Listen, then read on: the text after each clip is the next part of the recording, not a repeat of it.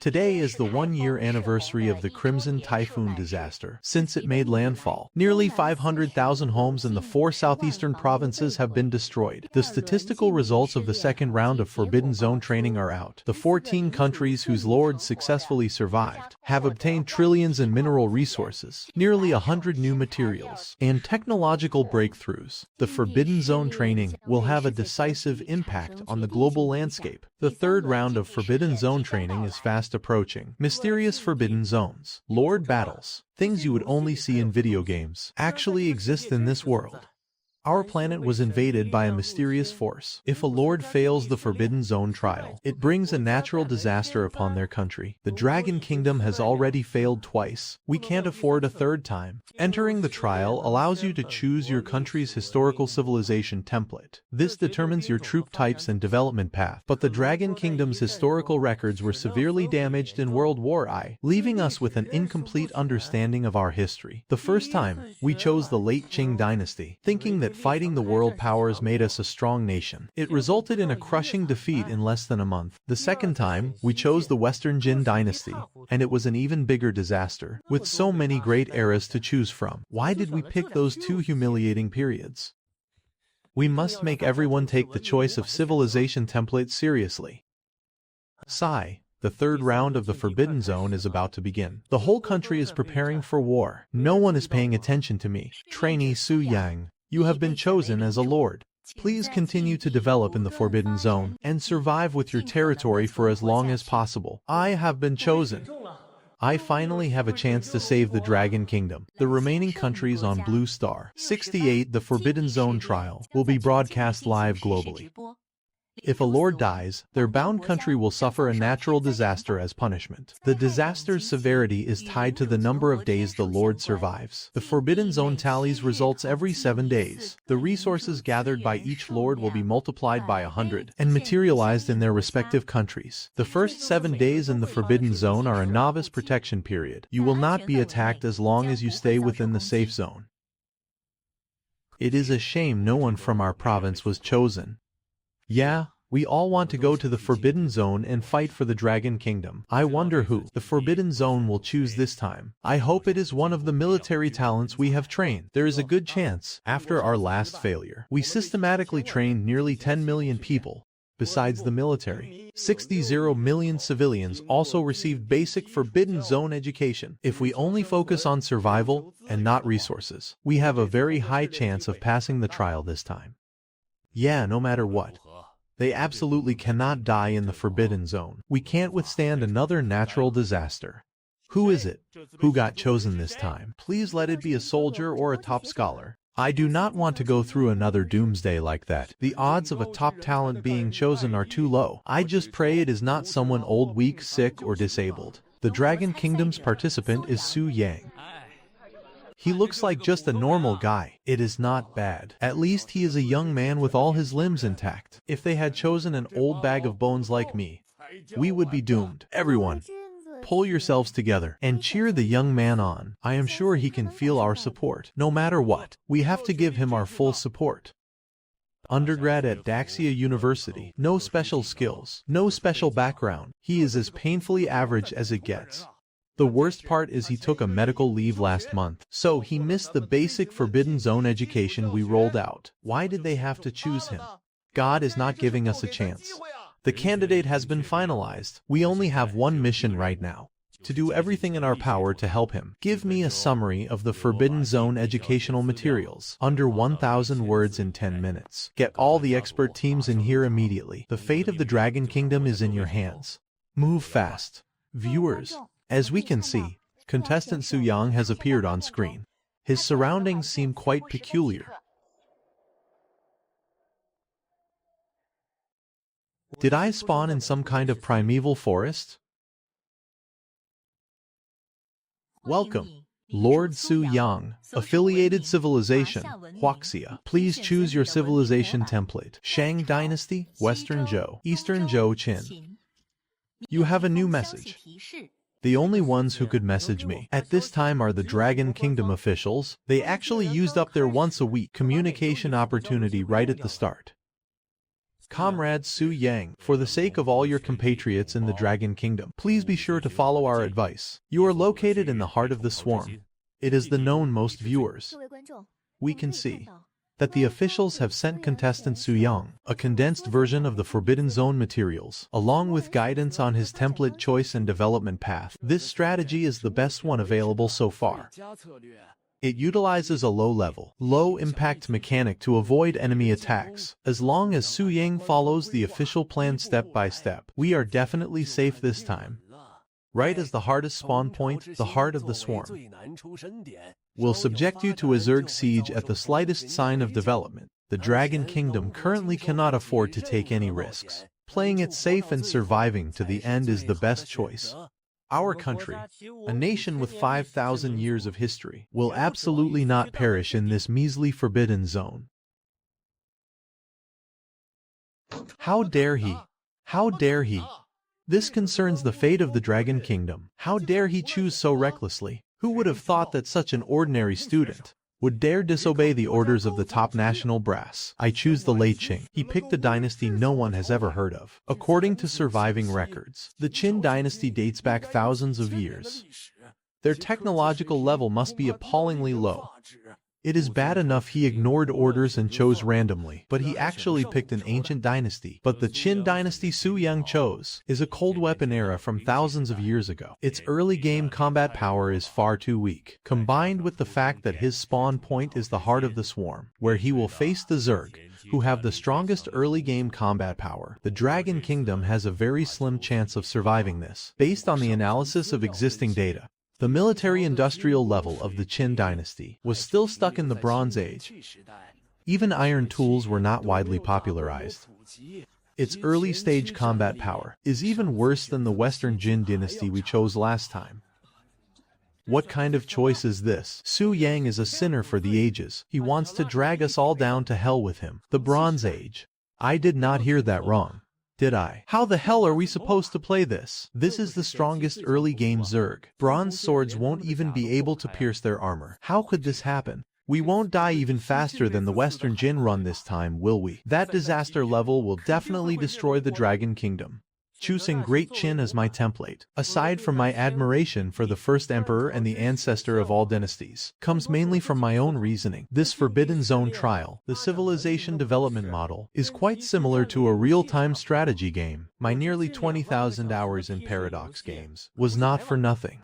Civilization template, Qin dynasty, initial civilization trait, Great Qin heavy industry constructs, including weapons, equipment, and infrastructure. As long as it is man-made, it is top tier. With this, even if it is early game bronze technology, the combat power won't be low. Furthermore, the Qin dynasty was big on civil engineering, so their infrastructure capabilities are strong. As long as we survive the early game, the late game will definitely be powerful. Just like a video game, everything starts from scratch. Territory, Qin Lord, Su Yang affiliation, Dragon Kingdom.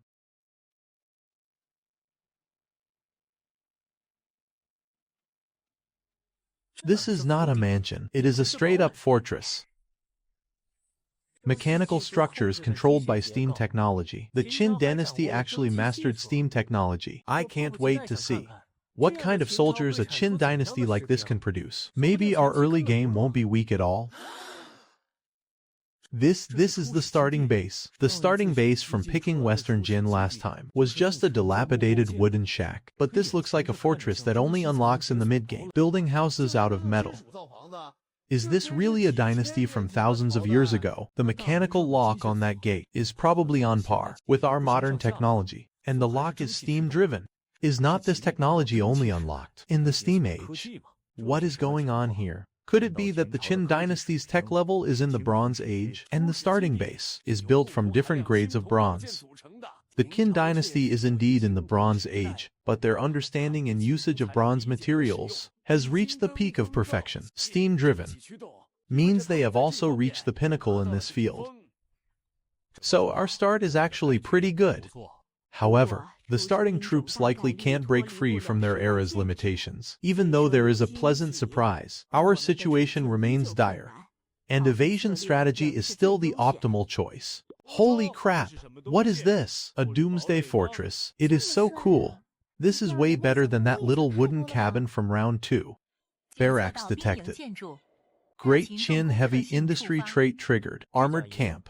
Great Chin Armored Troops. Triggering Great Chin Heavy Industry Trait. Upgrade acquired. Those two names sound like serious business. Could the starting soldiers really give me a pleasant surprise? Soldiers are the most important source of combat power. A huge reason I picked the Qin dynasty was for the Qin elite soldiers. Now, with the Great Qin Heavy Industry buff, they will definitely look even better.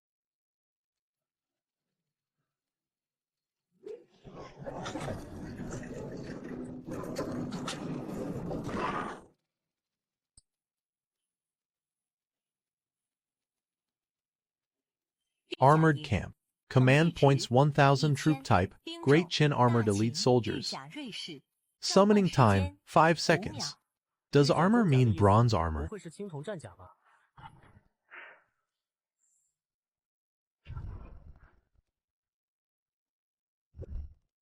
This is not just an exoskeleton armor, it is a steam-powered combat suit, and it looks incredibly advanced. Heavy metal ensures protection, while mechanics retain flexibility. Is this Great Qin Heavy Industry?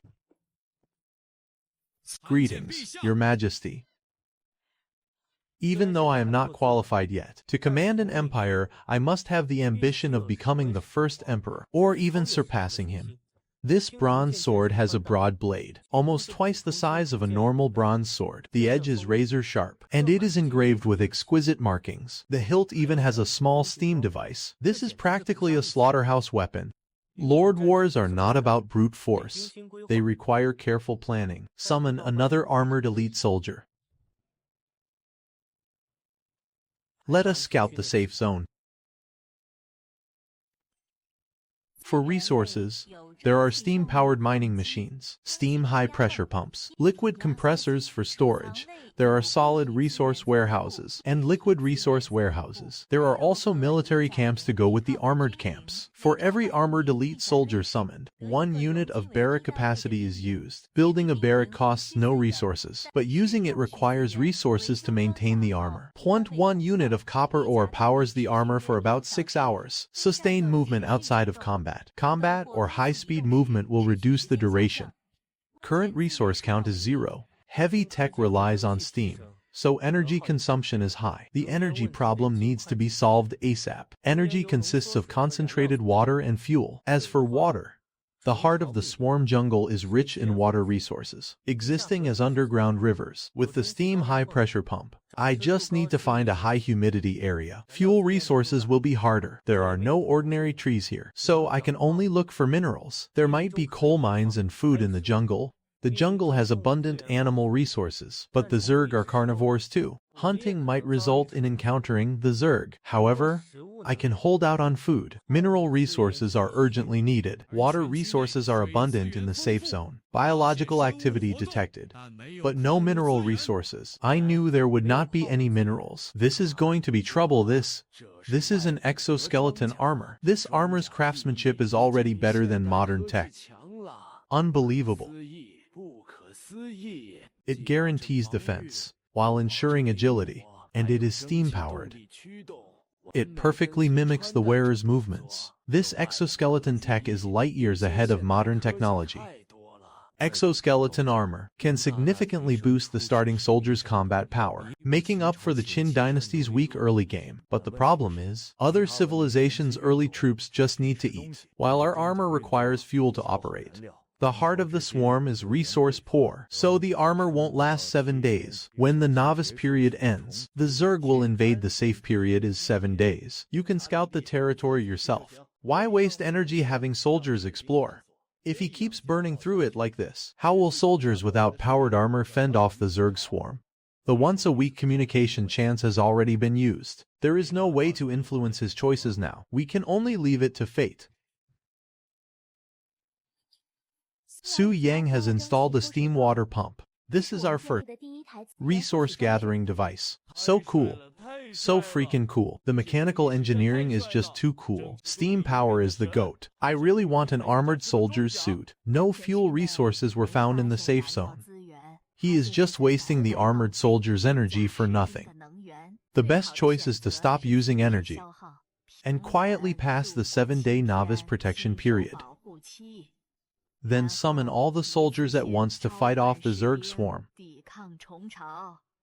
Su Yang's actions seem really irrational. He should not be constantly wasting energy like this. Yeah, there is absolutely no fuel in the safe zone. Doing this is just wasting energy. I hope Su Yang realizes the problem soon, behaves himself, and stops causing trouble.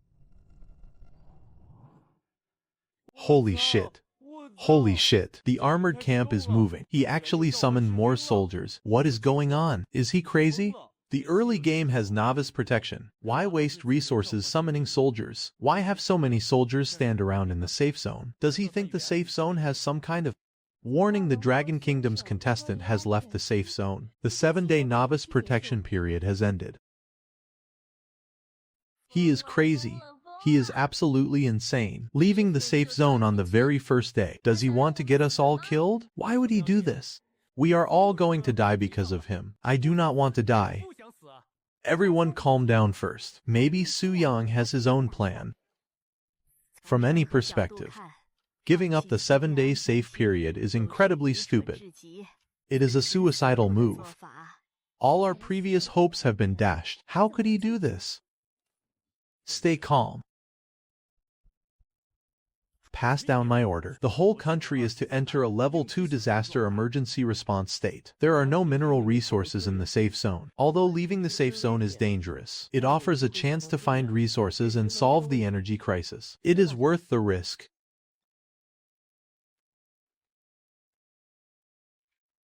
This place is really creepy. If it were not for the armored elite soldiers, I would not have the guts to go deeper. Nearly an hour has passed. He is working with armored soldiers from other directions to conduct an area search.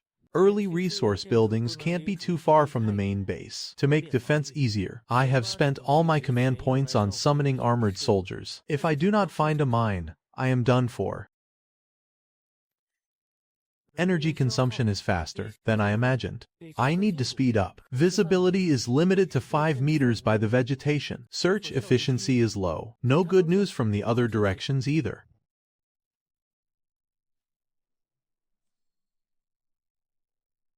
This combat stance really gives me a sense of security. The ones who could organize an ambush like this must be the Tyranid Zerg. Judging by the sound, there is a lot of them.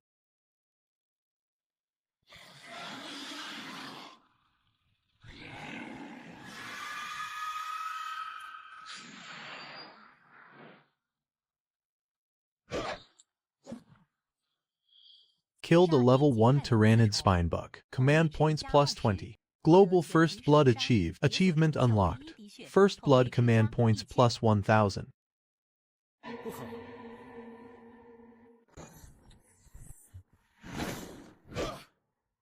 Oh no. Never. Killed a level 1 Tyranid Spinebug command points plus 20. That was really close just now. Good thing the armored elite soldiers are so strong. Killed a level 1 Tyranid Spinebug. Good thing I brought 2 armored elite soldiers. In normal mode, it increases by nearly 1 time. Combat mode 3 times. Sprint mode boosts speed by 5 times. Where do you think you are going? Killed a level 2 Tyranid Brainbug. Command points plus 100. Event triggered. Reward for the brave. It actually triggered an incentive event, not bad luck. The Tyranid Zerg's combat power does not seem as scary as I thought. No. It is the armored elite soldiers that are too strong. The Zerg are highly mobile and rely on the jungle's cover for sneak attacks. Only highly mobile units, like the armored elite soldiers, can counter them. Killing Tyranid Zerg yields high command point returns. This will unlock tech development faster. There is also a rare tier biological signal fragment. It can be crafted into a detection device, which is crucial for jungle environments. Plus, its tier has been upgraded to rare. A rare treasure indeed. A 2-on-5 skirmish lasting less than 1 minute consumed nearly 20% of the armor's fuel reserves. I need to find a carbon mine. Fast. The swarm wins with numbers. Just now, the armored elite soldier took hits that consumed 32% of its armor value. If the swarm's numbers increase, the outcome might change. Based on the swarm's behavioral patterns, the mother hive might be nearby. I can't let a Zerg hive exist near the base. At night, swarm activity intensifies. It will threaten the main base and the steam water pump. Repairing them requires copper metal. I do not have any resources right now. Searching for carbon mines and the hive are both top priorities. I will only keep 500 command points in reserve and invest the remaining 700 points into the armored camp. Having more command points early on means tasks can be executed more efficiently, except for the 3 armored elite soldiers defending the base. All other soldiers move out. Conduct a blanket search around the base perimeter and the skirmish site. This is the Forbidden Zone management. After a lord establishes their main base, their information becomes public. Knowing your opponents is crucial. After all, killing opponents in the Forbidden Zone rewards you more than allying with them. Killing a lord rewards you with their resources and command points. There is also a bounty ranking system with item rewards. Lords from different countries are basically hostile towards each other. The US has few historical eras to choose from, but its strength is formidable. Its development potential is excellent. It has already passed 2 trials. This time, the Lord is still General MacArthur. He is definitely a radical, listed as a Tier 1 future formidable opponent. The Bear Kingdom's Gelatin Empire. Gallic Rooster is also listed as Tier 1. These countries are impeccable, from their lords to their civilizations. They are all formidable foes. The Foot Basin Chicken during the WLYI militaristic period was highly aggressive. They eliminated 19 lords in the second round of trials. This time, the lord is still an extreme militarist, Hideki Tojo. Put them in the first queue, ranked at the top of the kill list. This round of trials has the highest intensity. The opponents are all real-world power holders. The difficulty is beyond imagination, but with Great Chin at my back, I have the confidence to win. Now I must use my early command point advantage to quickly solve the energy issue and establish a defense system. Utilizing the advantages of Great Chin technology, viewers, the Forbidden Zone has released the data of all lords globally. Media worldwide are rapidly compiling the information and forecasting clearance probabilities.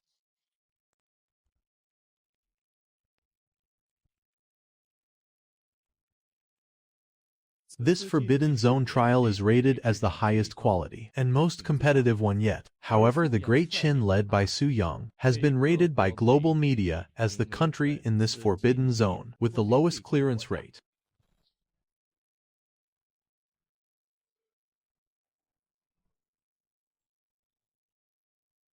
The Dragon Kingdom's days are numbered. It is time for our Stick Nation to take the stage. I announce that the Foot Basin Chicken Empire will become the master of this land from this day forward. The Great White Elephant Kingdom will take in Dragon Kingdom refugees for free. Women, children, and the elderly are all welcome. Sigh.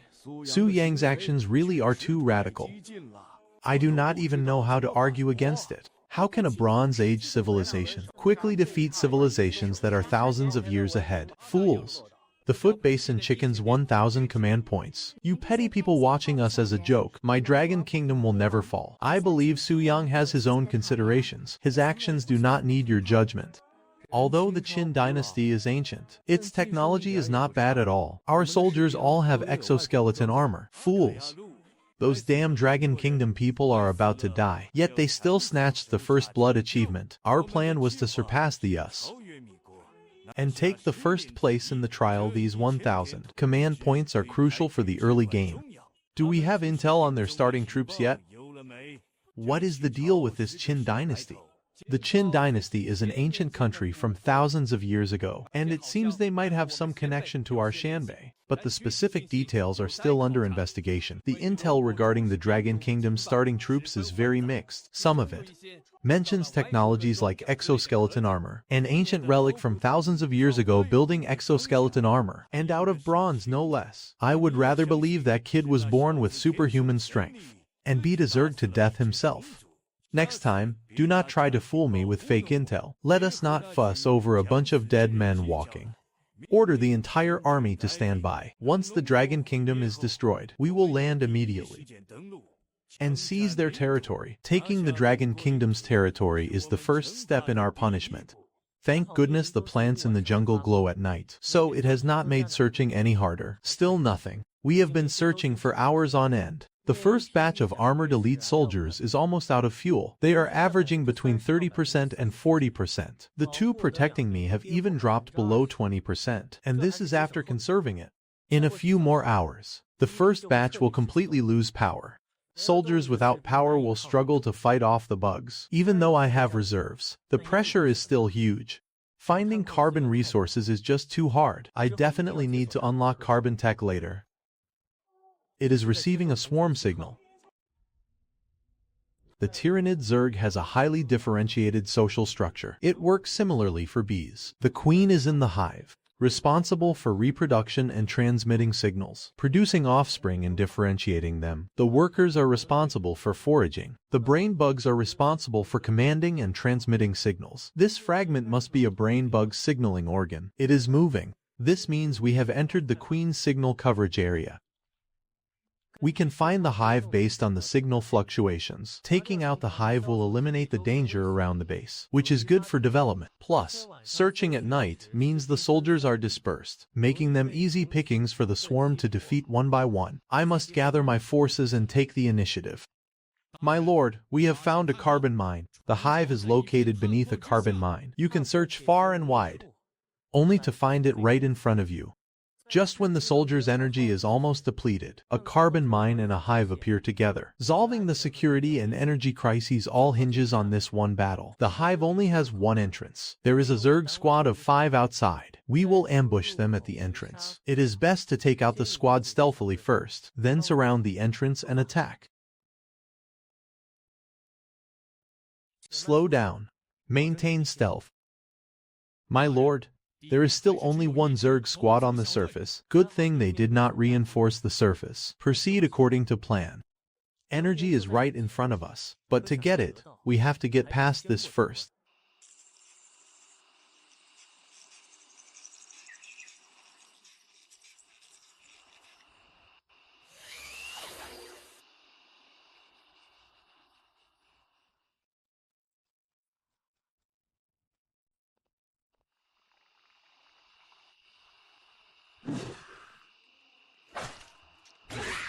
Killed a level 1 Tyrannid Spinebug. Command points plus 20.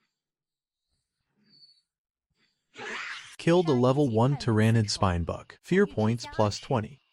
The strategy was a success. The narrow cave entrance limited the Zerg's numerical advantage, and the ones being slaughtered are actually the strongest early game Tyrannid Zerg. Hold your positions. Do not rush in blindly. Warning: armor damage at 43% ranged attack.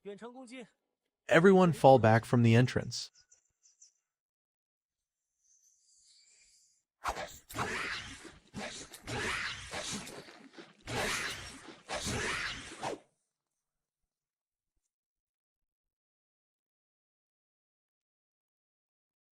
The hive is not very large, and its structure is not complex. It is probably just a place to escape the heat. This smell. The Tyrannid Queen, the creator of the swarm. Calling for help is useless. Killed a level 3 Tyrannid Queen. Command points plus 200. Hive clearing operation complete. The armored elite soldiers only suffered partial damage to their armor value, yet killed a massive number of Zerg. It mainly relies on their powerful combat capability. However, the energy consumption issue is also obvious. Endurance in battle is a weakness. Obtained a common level 1 drop item, Heart of the Swarm.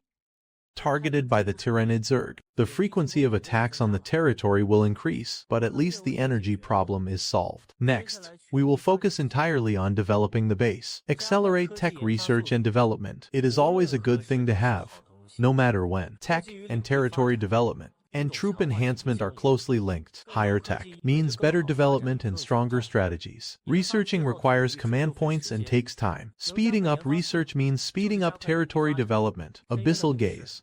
The Zerg will increase the frequency of their attacks on the territory. This is a negative event, but if our defenses are solid, a swarm attack is just a free delivery of command points. I need to hurry up and plan the base's defense facilities. The swarm dropped 1,420 command points. The Bug Exterminator achievement rewards 500 points. That is 1,920 points in total, plus what I had before. I now have over 4,000 command points. I must seize this opportunity to widen the gap between me and the other lords. I would not have even given these carbon mines a second glance before. Now, they are lifesaver resources. I only have 2 mining machines, so the location must be perfect. Mining facility detected. Great Qin heavy industry trait triggered. Mining machine upgraded to steam-powered mining machine. Triggered the heavy industry trait again. What special effects does this steam-powered mining machine have?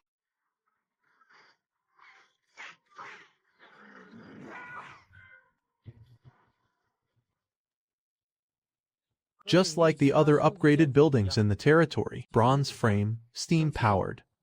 Successfully built the steam-powered mining machine. Mining machine's base output: 30 units of coal resources per day. Civilization trait bonus. Great Qin craftsmanship enables the mining machine to operate efficiently, increasing daily output by 15 units. Mining machine output after bonus: 50 units of coal resources per day. As expected of Great Qin, the craftsmanship alone added 15 units of output, which is half of the base output. It also gets an environmental bonus, 50 units a day, and it is fully automated, which saves a lot of labor. For an armored elite soldier, to refuel once, it takes 1 unit of fuel and 1 unit of concentrated water. The high-pressure water pump produces 100 units of water a day. 2 units of water are compressed into 1 unit of concentrated water, so that is 50 units of concentrated water a day too. With 17 armored elite soldiers, 50 units of resources can support the entire army for 3 rounds of refueling. There is definitely enough energy for normal operations. Successfully built the steam-powered mining machine. Mining machine's base output: 50 units of stone resources per day. Environmental bonus: abundant stone resources in the vicinity, increasing daily output by 20 units. Civilization trait bonus: Great Qin craftsmanship enables the mining machine to operate efficiently, increasing daily output by 30 units. Mining machine output after bonus: 100 units of stone resources. This stone excavation speed is not slow. It is on par with some modern civilizations. The Great Qin civilization trait plays a huge role. The early game energy problem is perfectly solved. Next,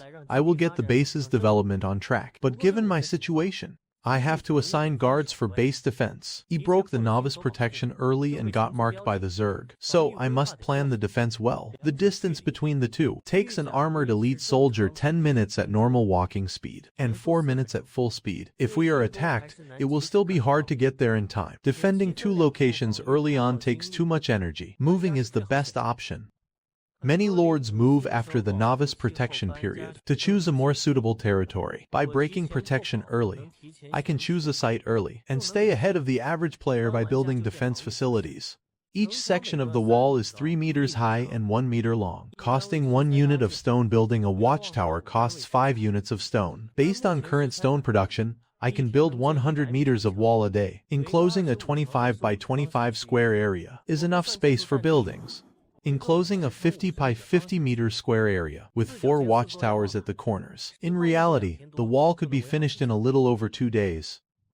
Next, I will focus all my efforts on building the base's defenses and let Great Qin rise in this forbidden zone. The new base will be divided into the Lord's sector and the production sector. I will build the Lord's mansion in the Lord's sector, surrounded by the armored camp and barracks, leaving some open space for future development in the production sector. There will be 2 steam-powered mining machines, a high-pressure water pump, along with solid and liquid resource warehouses and a liquid compressor. Separating the 2 sectors with a wall will isolate the noise and dust. Technology is the primary productive force. The level of technology determines the strength of a civilization. I need to establish a tech core quickly. Research center detected. Establishing Great Qin heavy industry triggered the heavy industry trait again. Upgraded to Mosey's 1000 mechanism tower. This name really fits the Great Qin cultural characteristics. Mosey was a pre-Qin thinker, scientist, military strategist, and the founder of the Maoist school. Naming the tech core after his 1000 mechanism art is very fitting.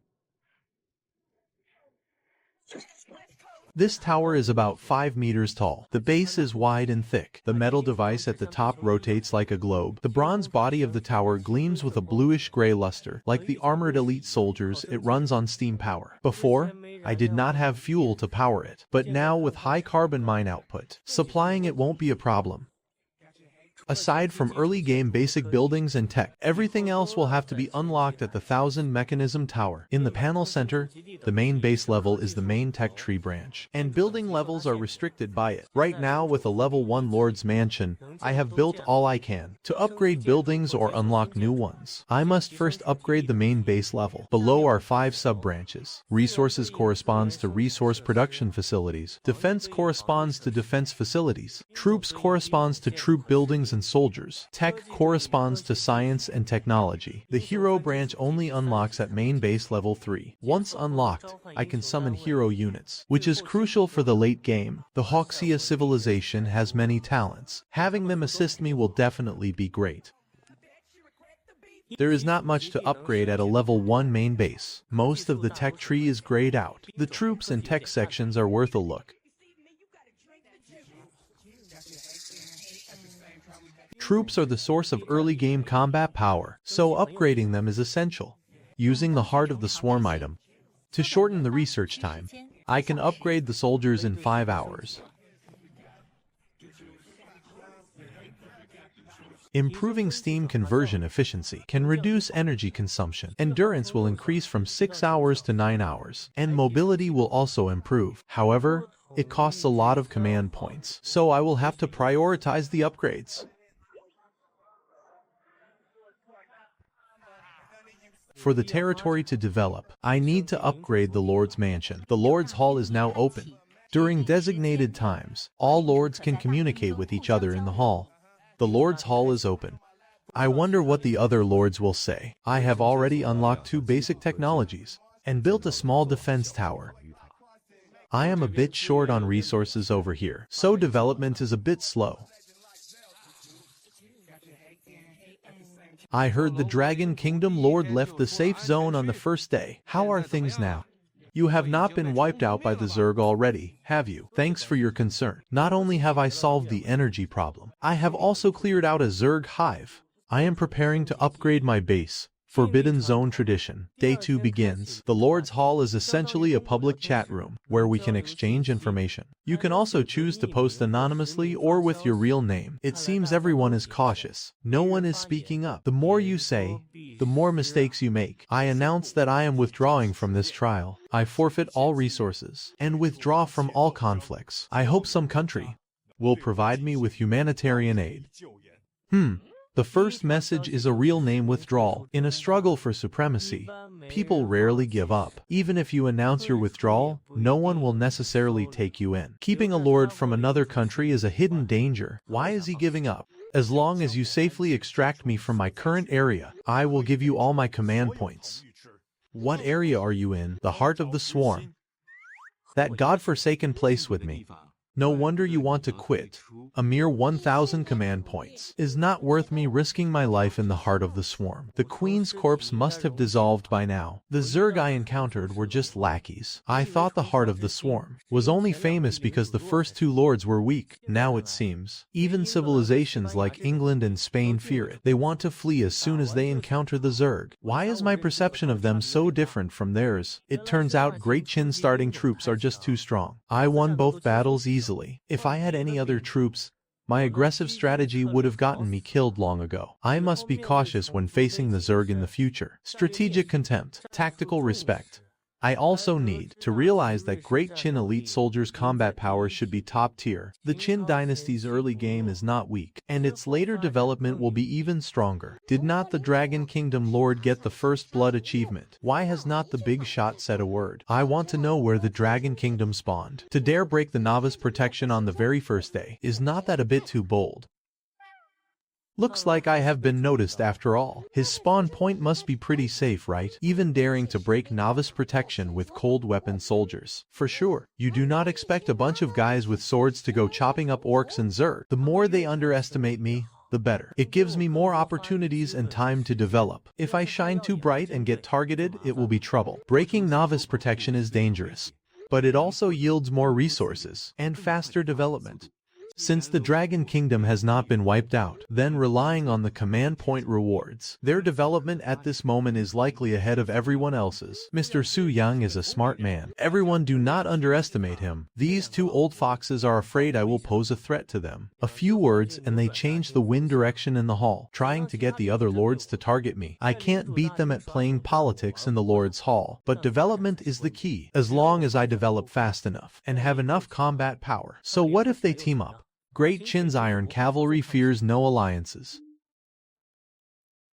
I will use the remaining 300 command points to summon more soldiers. Now I have 20 armored elite soldiers. Chen Wu and Zhao Zhang are level 2 elite soldiers after upgrading. Today's task, search for food and copper ore. Food is essential for development. Before unlocking farming facilities, we can only rely on hunting. Copper ore is necessary for upgrading the Lord's Mansion to level 2. It is best to find it before the mansion upgrade is complete tomorrow. This damn jungle. Hurry up! Hurry up! Thanks to the England Lord's advice, I have regained my courage to fight the Zerg. My line infantry costs 25 command points each, which is considered a strong troop type early on. But the defense facilities are a real headache. 20 soldiers mining only produce 30 units of stone per day. It will take about 5 days to build the wall. This damn jungle. Why is it that others can leave their territory and get first blood on day 1, while I have to chew on these damn mushrooms? Oh God. Please give me a spawn point as easy as the Dragon Kingdoms. The plants in the jungle are hard to cut. Before I took detours to save energy, but now with carbon mines, I can spend energy to save time. Energy is down by almost half. The other squads should return home to resupply. Chen Wu, Zhao Zhang, and I will continue deeper. After Chen Wu and Zhao Zhang's upgrade, their endurance and mobility are strong. Spending 300 command points on the upgrade was very worth it. Endurance is also a form of combat power. In future prolonged battles, soldiers can't just go back for refueling in the middle of a fight. Once I have enough command points, I need to gradually upgrade the troops, Your Majesty. Unidentified footprints spotted ahead. What kind of footprints are these? They do not look like Zerg, nor like normal wild animals. Could there be another species in the hive? What kind of footprints are these? They do not look like Zerg, nor like normal wild animals. Could there be another species in the hive? The sounds are so dense. There must be a lot of creatures. Should we keep moving forward? Just Chen Wu and Zhao Zhang probably can't handle it. Return to the jungle. Proceed stealthily along the path. Are the Zerg herding? Their intelligence is too high. I am still hunting, and they have already started sustainable development. It seems that is why we could not find any wild animals on the way. They have all been penned up here.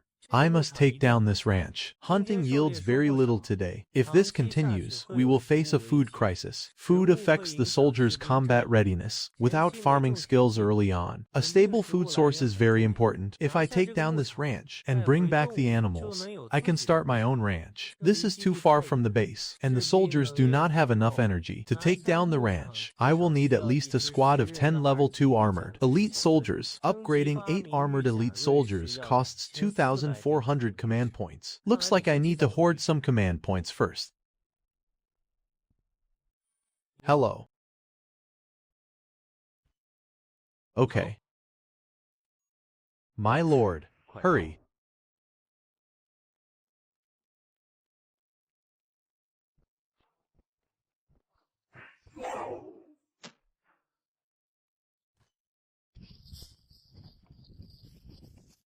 Spine bugs track via pheromones transmitted by brain bugs. The river can block it. We should be a bit safer now. I can't take this. This trip nearly cost me half my life. I am just a normal college student. I can't compare to elite soldiers and Zerg swarms. I need to get myself a set of armor later. As a lord, I should not be so aggressive. But without scout units, if I want to understand my surroundings, I have to go out with the troops. This adventure was not without gains. Otherwise, I would not have found the swarm ranch. These Zerg are a higher level than the ones near my base. It seems the ranch hive is larger in both numbers and level. My previous estimate of 10 level 2 armored elite soldiers might not be enough. I still do not have enough command points. Rest for 10 minutes, then we head back to base. Let us go, back to base. Stone, 93 units. Once we hit 200 units, We start building the wall. The Lord's mansion is upgrading. The wall construction and the swarm ranch can't be dealt with in the short term. I can only wait for now. You guys go refuel, then continue exploring outside. I am going to get some rest.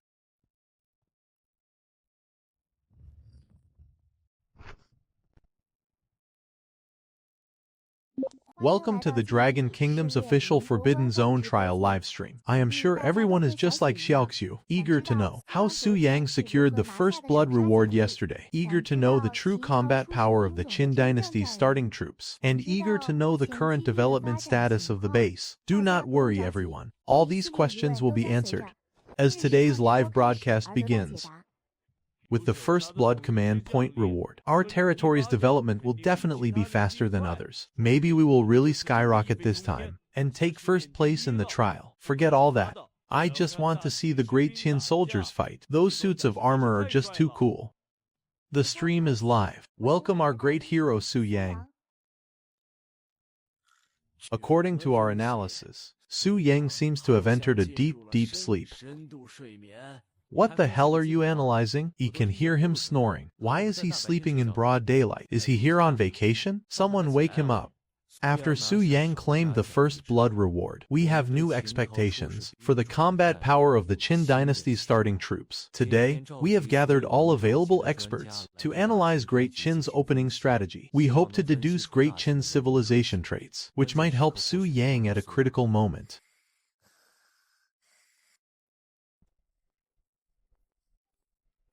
That was a really good sleep.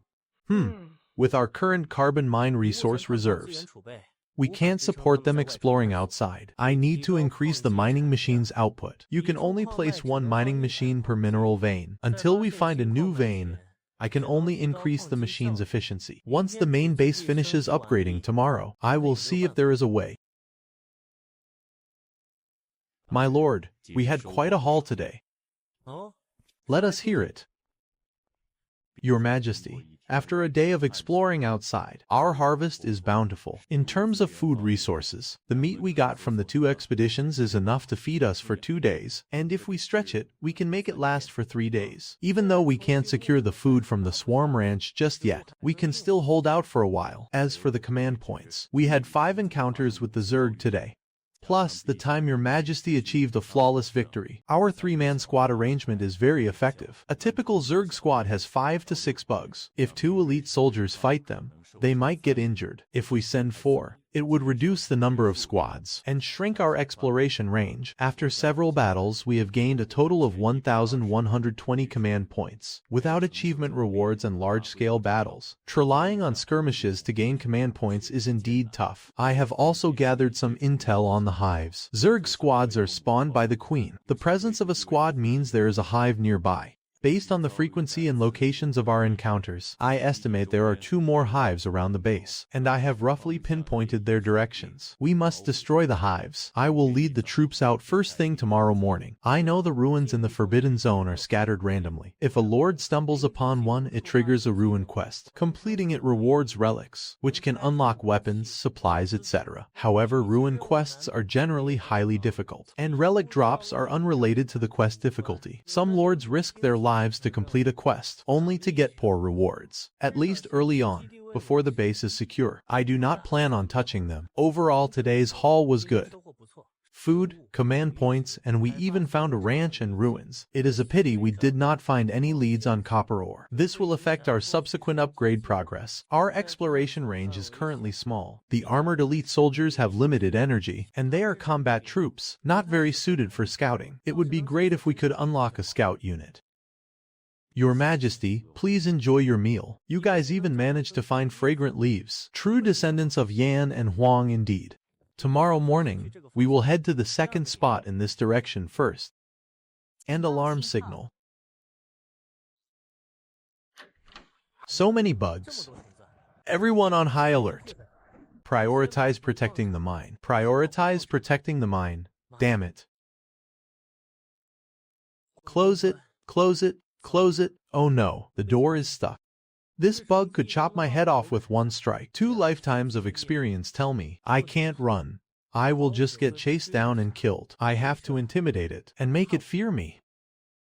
Hey, Come here and I will kill you. I misjudged the danger, never mind, but I was not wrong. I could not outrun it over this short distance anyway. Just rest in peace. Is it over?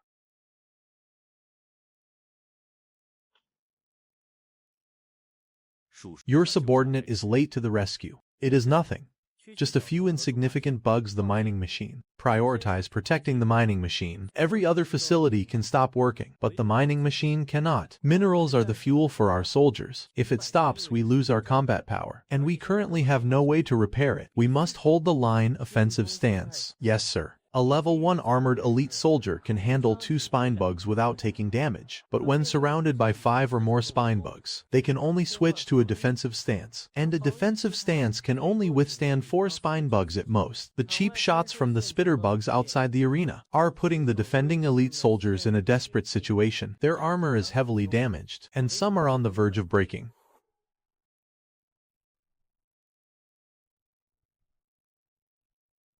We can't fight them head-on. We can't defeat the swarm in a frontal assault. If the soldiers switch to an offensive stance, their armor will take damage. We do not have copper ore right now, so if the armor breaks, we can't fix it. Trading blows is absolutely not an option. But without ranged counterattacks, how do we break this deadlock with the spitter bugs constantly taking cheap shots? It is Chen Wu and Zhao Zhang. They are here.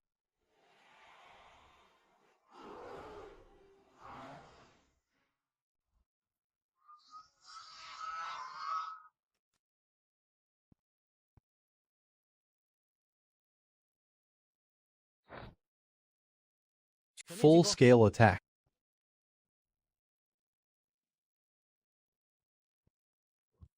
This is the terrifying aspect of the armored elite soldiers. I can make mistakes countless times, but you do not even get one chance.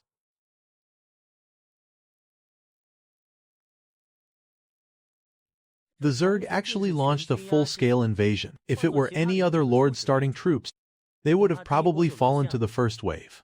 57 level 1 spine bugs, 15 level 2 spitter bugs, 4 level 2 brain bugs, a total of 2,790 command points gained, a massive haul.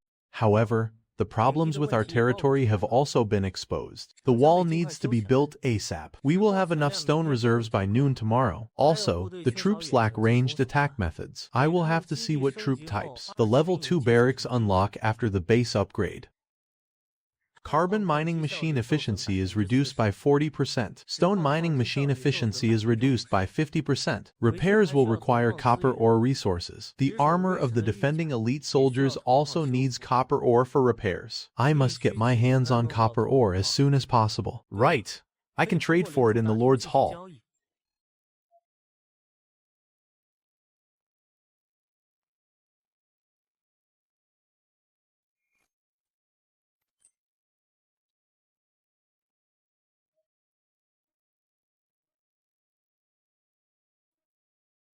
Buying large quantities of copper ore. Contact me if interested. I have copper ore here, but there are strings attached. What strings? Mr. Su Yang is a smart man. The secret to the Dragon Kingdom securing first blood. I would very much like to know about it. Little bro Su Yang must be a very charming man. Is it convenient to chat privately and get to know each other better? I have what you need here too. It seems trading in the Lord's Hall is a no-go. I will have to find another way. I need to prepare well. They are probably going to spread rumors about me again. Let me see. What is he trying to do? What exactly is this guy trying to do? This guy is a bit too naive, is not he? Are not you afraid I will default on my debt? The Forbidden Zone system allows for any deceptive behavior. I believe in the goodness of human nature, and I also believe in the character of the Dragon Kingdom's people. I like the sound of that.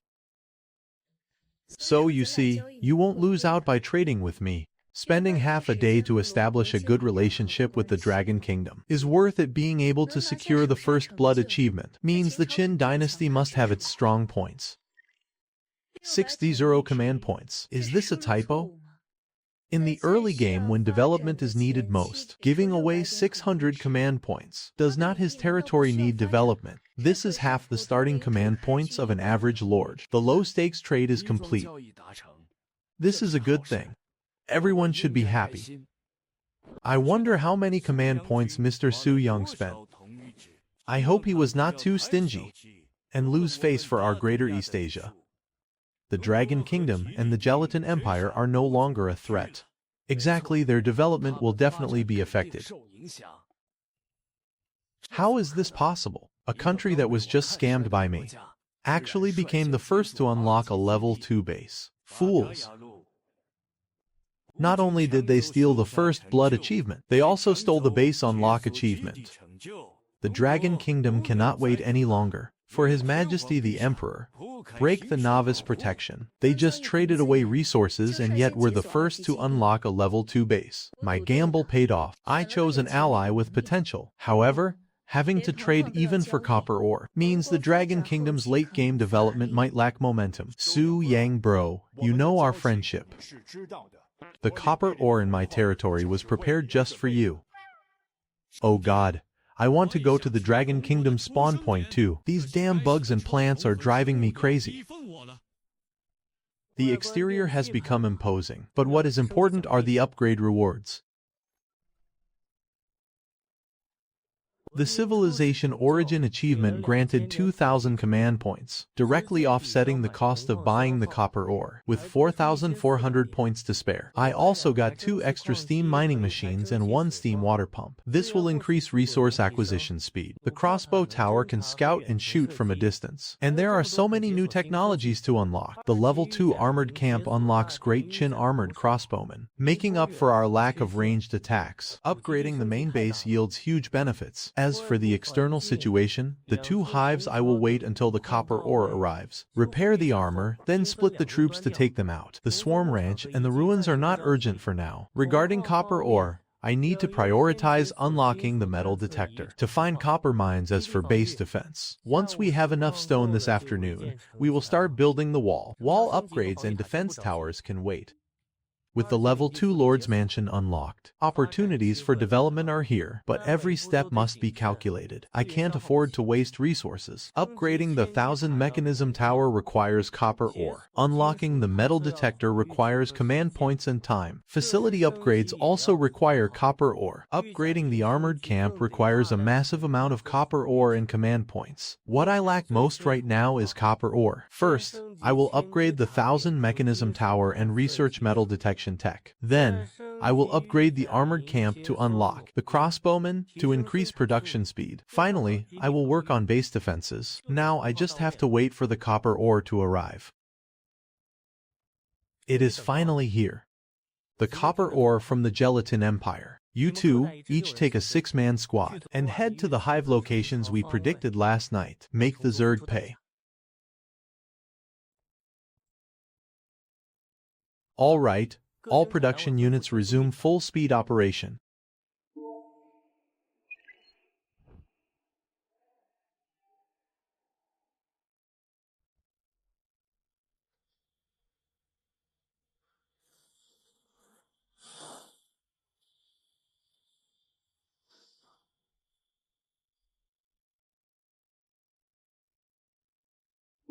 It is actually ancient prospecting technology, relying on the wisdom of our ancestors to find mines, scouts. It also unlocked a special troop type. I can finally build the wall. With a wall, the Zerg won't be able to just swarm us directly anymore, except the wall is only 3 meters high, which is a bit low. The defense might not be enough. Even the spine bugs average 2 meters in height.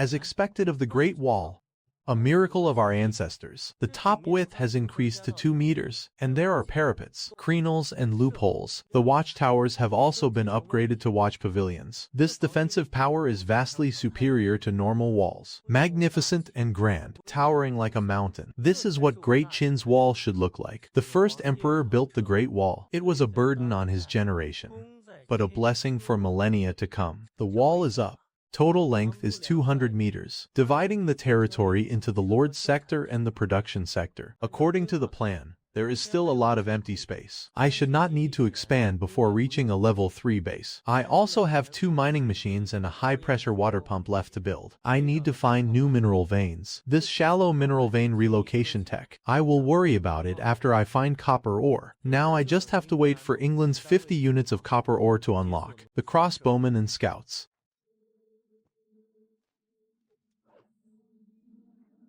They have entered the hive. We wiped out most of the Zerg's forces last night. With Chen Wu and Zhao Zhang leading, it should be fine. The wall is built, and the new troops will unlock soon. I am not afraid of any bugs attacking.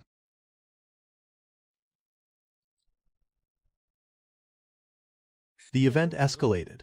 But that was to be expected. There are many types of Zerg, and we will definitely encounter more troublesome ones later. I must keep developing my troops. Once I unlock the crossbowmen and scouts this afternoon, I won't care how many bugs come. The more the merrier, so I can hoard command points.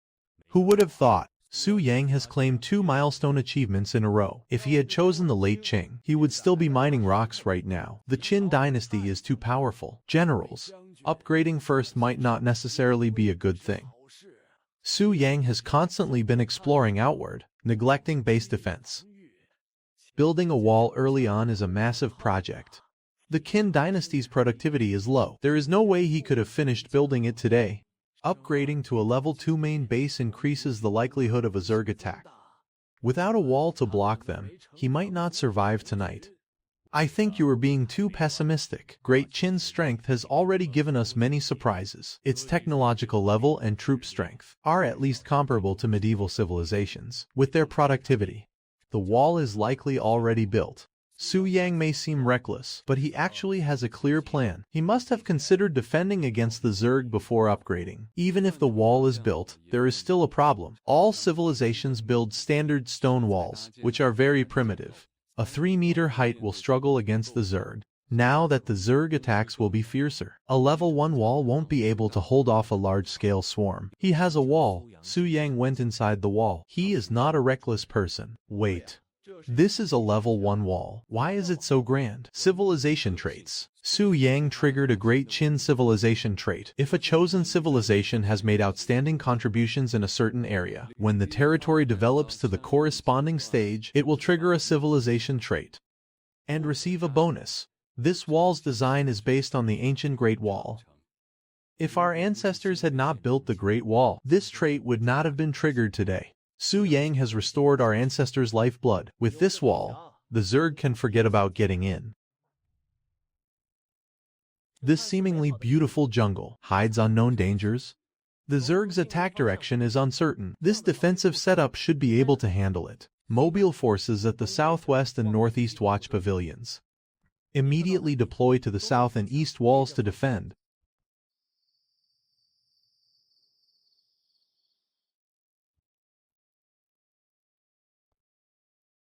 My lord. Zerg tracks discovered. Wait a little longer. Wait for the optimal moment. Fire. Instant kills. The crossbow's power is astonishing.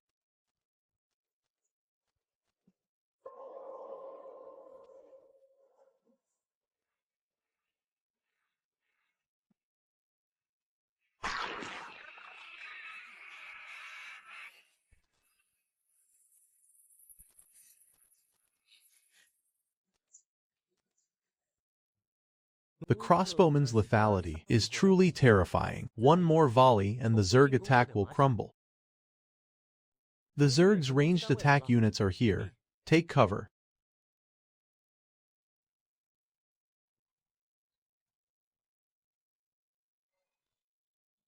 Good thing the wall was upgraded, otherwise we would be in a passive position. The spitterbugs are taking turns attacking in 3 squads. This tactic is somewhat clever, but running into our crossbowmen. Consider yourselves unlucky. Fire.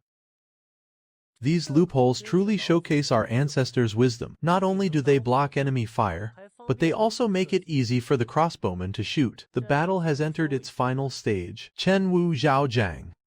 Each take a squad out of the city and hunt down the remaining bugs.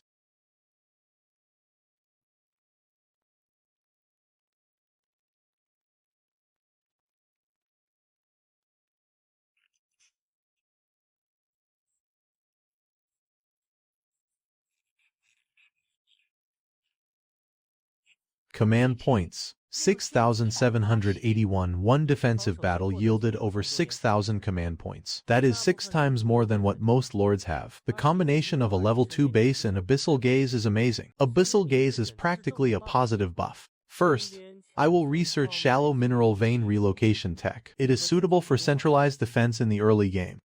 Once the scouts find a mineral vein tomorrow, I can use it right away. Then, I will upgrade the troops. With the addition of crossbowmen, food consumption has increased. Level 1 armored elite soldiers won't be enough. To take down the swarm ranch, upgrade them all to level 2. This kind of large-scale upgrading is so satisfying. The troops have gotten stronger, but we do not have enough backup supplies. The territory only has one coal mining machine. The fuel it produces is not enough for the troops' consumption. The crossbowmen are also out of bolts, and we have no copper ore to resupply them. I can only hope the scouts find a new mineral vein tomorrow. Although it is difficult for the Gelatin Empire to ally with the US, stopping them from selling oil to the Dragon Kingdom is easy enough. If the Dragon Kingdom suffers one more natural disaster, they are finished. Then our Foot Basin country can acquire a vast amount of territory. This Su Yang has too many unpredictable elements. By restricting his oil supply, we will see how he develops. Continue fighting.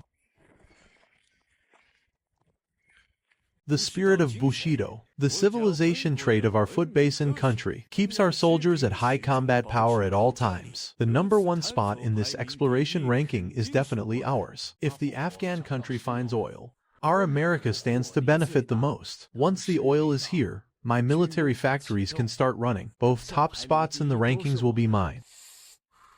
Once oil is unlocked, all non-modern civilized countries will be eliminated. The Dragon Kingdom is no exception. The Forbidden Zone trial has many uncontrollable factors. I just need to grasp my own development rhythm. Great Chin's potential is not weak. You found a mineral vein so quickly. 2 coal mines, no copper mines. But finding coal mines this quickly is also good. With scouts, the exploration speed is indeed much faster. Upgrade successful. Production capacity increased by 10 units. Production capacity is 10 units higher than before. Now the territory's production can sustain our consumption.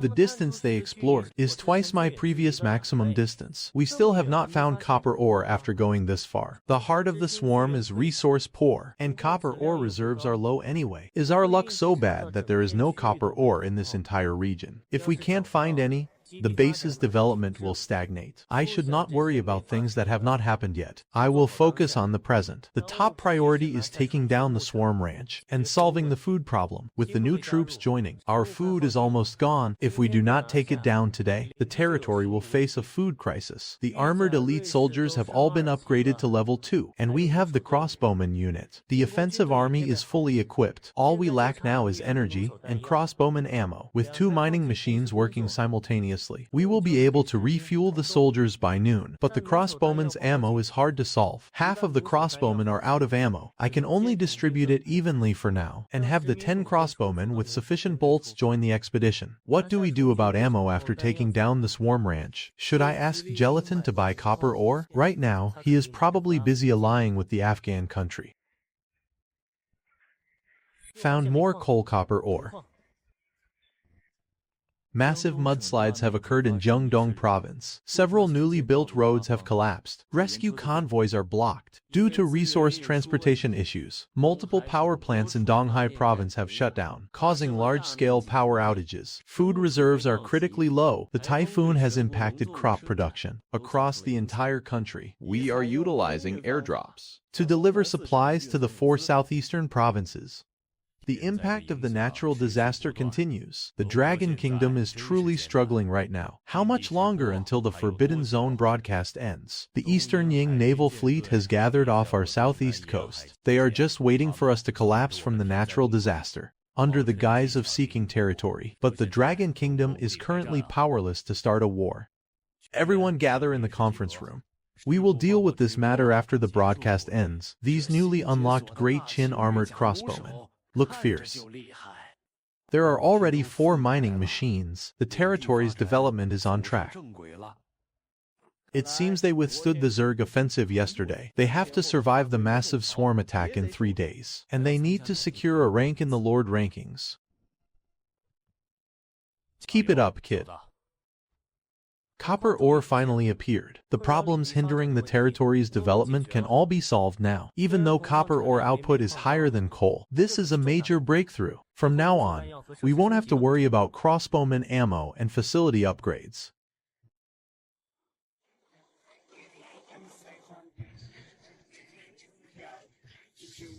Unlocked new tech again. 1 defense upgrade, 2 troop upgrades. The sonic detector can spot the Zerg early. The crossbowman upgrade will increase their damage output. Scouts will be able to draw maps. All are very useful, but I do not have command points right now. I will research them when I need them.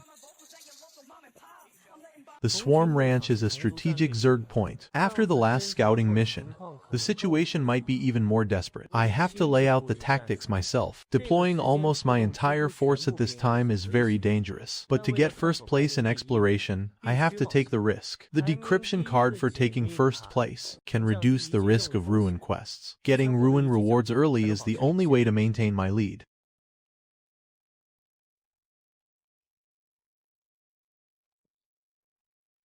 One squad, 3 elite soldiers and 3 crossbowmen. 5 squads advancing in an arc. Something's not right. After the last incident, the ranch's defenses have not been strengthened at all. They have not been enhanced at all. Something's wrong, I thought. After being discovered last time, the Zerg would beef up their defenses. Since we are here, we can't return empty-handed. Besides, Great Chin soldiers can handle unexpected situations. It is getting late. No time to hesitate. Move out, detach a 6-man squad to snipe the surface Zerg unit. The other 4 squads merge into a large unit. 12 armored elite soldiers surround the animals, and 12 armored crossbowmen provide rear support.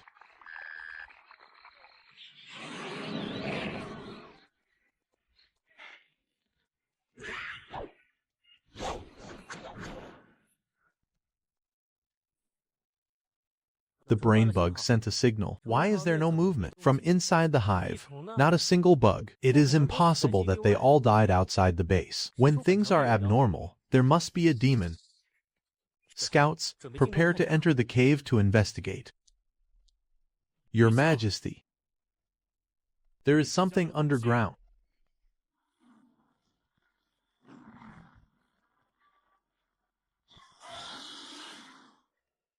I knew it was a trap. The cave entrance is bait, waiting for us to surround the entrance. This monster bursts from the ground behind us in a pincer attack. Prioritize taking out that monster.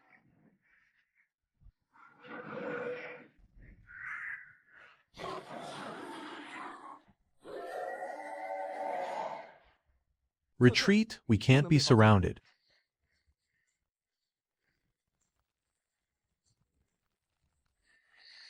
Two-way formation. Hold the cave entrance.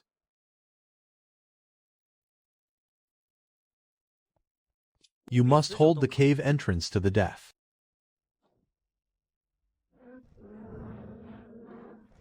Although the Zerg's tactics were unexpected, there is still a gap in raw power between us. At this pace, as long as we can stall until the crossbowmen reload, we can turn the tide of the battle.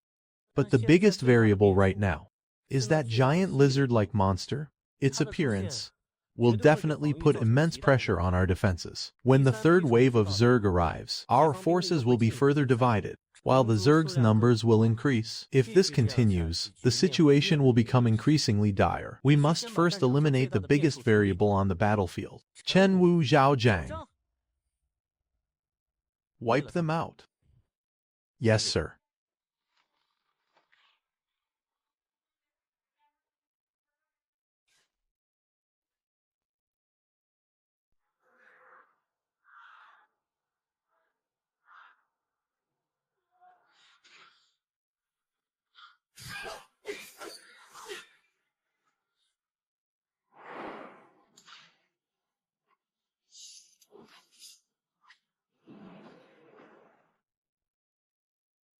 Stop it. Do not let it inside.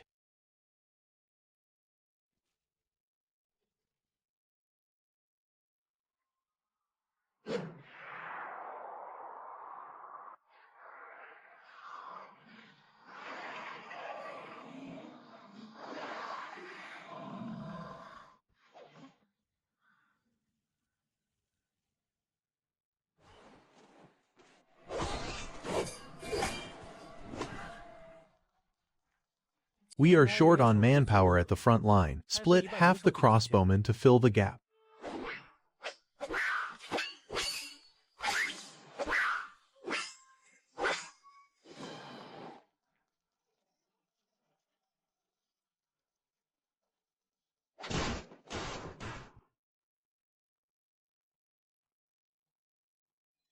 Killed a level 1 Tyrannid Spinebug squad. Command points plus 200. Killed a level 2 Tyrannid Flyer squad.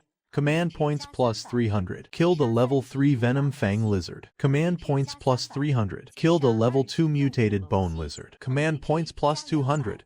Successfully defended against 3 waves of Zerg attacks. Command points plus 3000. The battle is over. Let us enter the hive. This tunnel is twice as wide as before. Could it be that as the queen's level increases, the hive's structure and size also expand? The main chamber is twice as big too.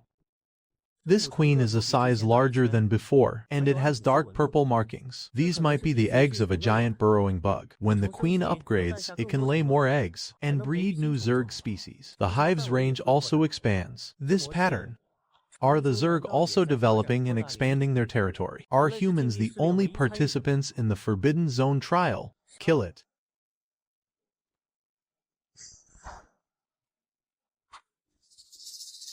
A level 6 queen. That is 3 levels higher than before. One queen unlocked a new achievement and event. Before I had to destroy 2 hives just to level up.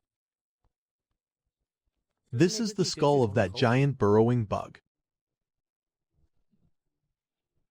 Obtained another new technology. Looks like it is defense-oriented. This plate armor should be highly defensive, but I can't research it right now. I will probably need to upgrade the 1000 mechanism tower. The sun has set. We must hurry back to the territory.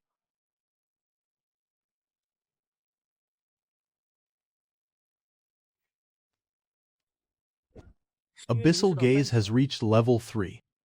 We might be attacked by the swarm on the way back and at the territory. I really should not have killed the queen tonight. It is too dangerous.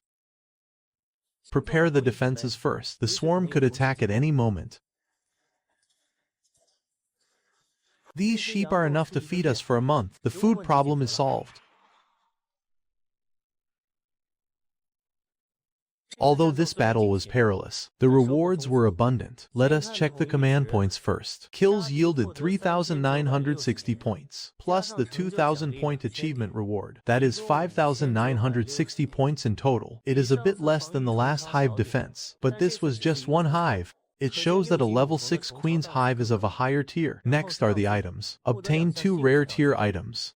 The rare tier Heart of the Swarm can speed up construction, reducing time much more than the common tier, and the bone dregs dropped by the giant burrowing bug must be something special. Most importantly, the food problem is solved. However, a hidden danger was also exposed. The soldier's ability to fight high combat power elite monsters one-on-one is poor. One giant burrowing bug almost turned the tide of the battle. It took 15 soldiers, and the loss of 4 to take it down. If a few more show up, or if stronger elite monsters appear, relying solely on armored soldiers won't be enough. The territory needs a hero unit. The 1000 mechanism tower oversees 5 main branches. The hero branch requires a level 3 main base to unlock. Hero units are divided into military, logistics, and research. Qin Dynasty heroes are combat figures, with strong individual combat capabilities, equipped with armor.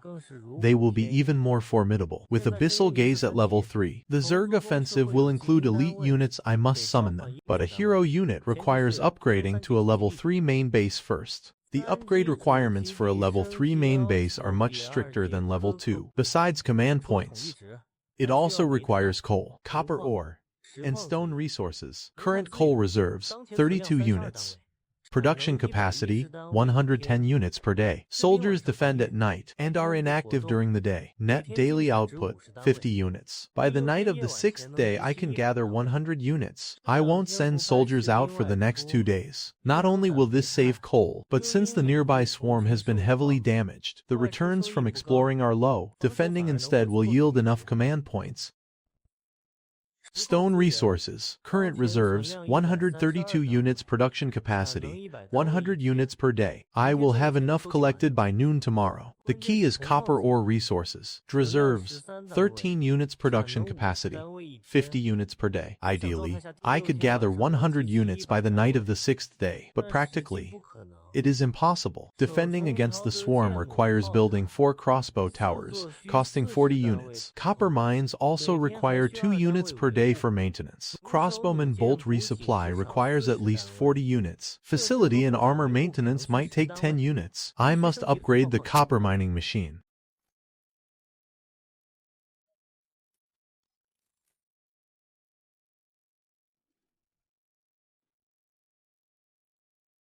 This is the first upgraded mining machine in the territory. The base has doubled in size, the impact hammer is larger, and production has increased from 50 units to 75 units. By the night of the 7th day, it can produce about 200 units. Minus consumption, I should have a surplus of 100 units. Resource usage must be strict for the next 2 days. I have the rare tier Heart of the Swarm, which can reduce building upgrade time. Upgrading to a level 3 mansion takes 2 days. I can use it to complete the upgrade instantly, just defend safely. For 2 days, unlock hero units, and I can compete in the Lord rankings. If I get first place in both, that is 4,000 command points. It should not be hard for me.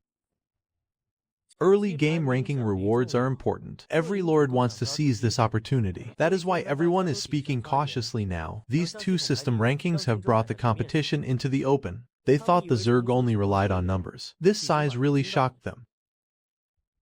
This Gelatin Lord actually knows quite a bit about hives. He has not even left his novice protection zone, facing low-level hives. Following the Gelatin Lord's advice should be enough to defend. He needs to overcome his fear. After 1 night, copper ore resources are up to 42 units. I am facing a level 3 hive. Tonight there will probably be elite level Tyrannid giant bugs. I must strengthen the defenses.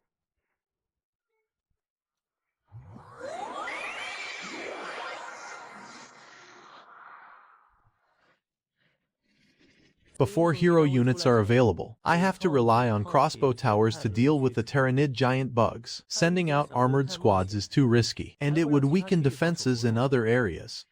Every part of this crossbow is the crystallization of our ancestors' wisdom. With this, I do not fear any Tyrannid behemoths. With Tyrannid giant bugs joining the fight, some Zerg might pour into the base. I need to summon more armored elite soldiers for internal defense.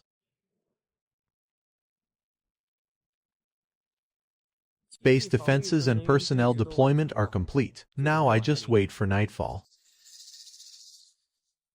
I did not expect a species with both quantity and quality. Fighting the Zerg inside the hive is too dangerous. God bless America. 10 units of oil acquired. From now on, America is going to leave other countries in the dust.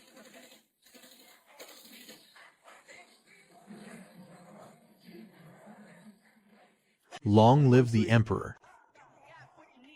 I have gained 460 command points and have 50 katana infantry. They can't hurt us anymore. First place in exploration is definitely mine. Once I get the decryption card and ally with the Afghan country to secure oil, no one can stop Great Eastern Ying. Your Majesty.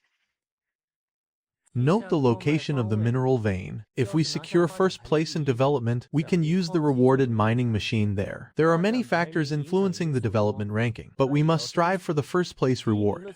It is too important. Your Majesty. Your Majesty incoming. Are they here? Tintire Army, on high alert. Southeast and southwest crossbow towers, change aim.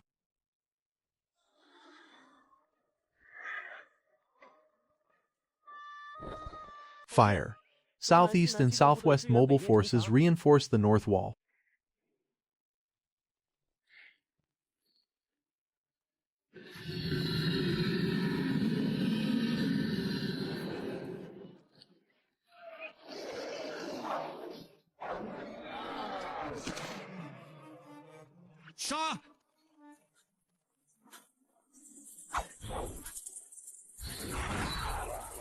A night of fighting yielded 5,300 command points, combined with what I had before.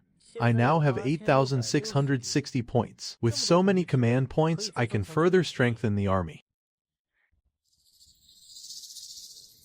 This upgrade unlocked the sonic detector and topographic mapping. Even though we successfully defended tonight, the territory was still breached by a giant bug. I need a way to detect them earlier. The sonic detector can monitor swarm activity, countering the Zerg's stealth tactics. It is hard to spot giant bugs with the naked eye. Once this detector is fused with the biological fragments, it can accurately capture the swarm's location, assisting the crossbow towers in sniping them. It also breaks their stealth tactics. The Zerg's intelligence is high. They communicate and evolve, but with the detector, their stealth is useless. I should also unlock topographic mapping. Right now, the intel from the scouts is inaccurate. Once unlocked, I will have better control of the battlefield. Although elite mechanism structures can enhance troop occupation, the cost is too high. I will unlock it after hero units appear. I currently have one common and one rare Heart of the Swarm left. There is only one night left until the massive swarm attack. What will happen then?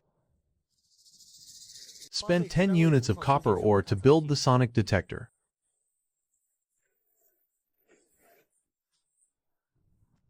The detection range is about 5 kilometers. The detector first records safe sounds and triggers an alarm when there is an unrecorded sound. After fusing with the biological fragment, it can accurately capture Zerg audio frequencies. With this and the crossbow towers, giant bugs can forget about penetrating the territory. Gelatin has extracted oil. Now, the modern industrial civilizations of various countries will develop without limits. The gap is going to widen again.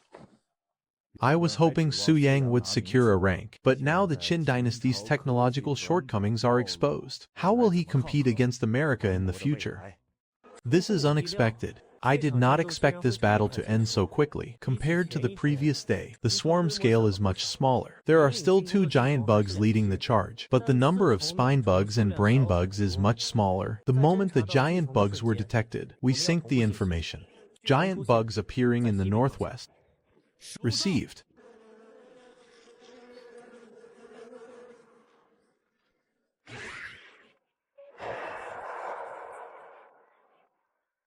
To save bolts, only have the crossbowmen target the spitter bugs in the rear. Let all the charging spine bugs reach the base of the wall,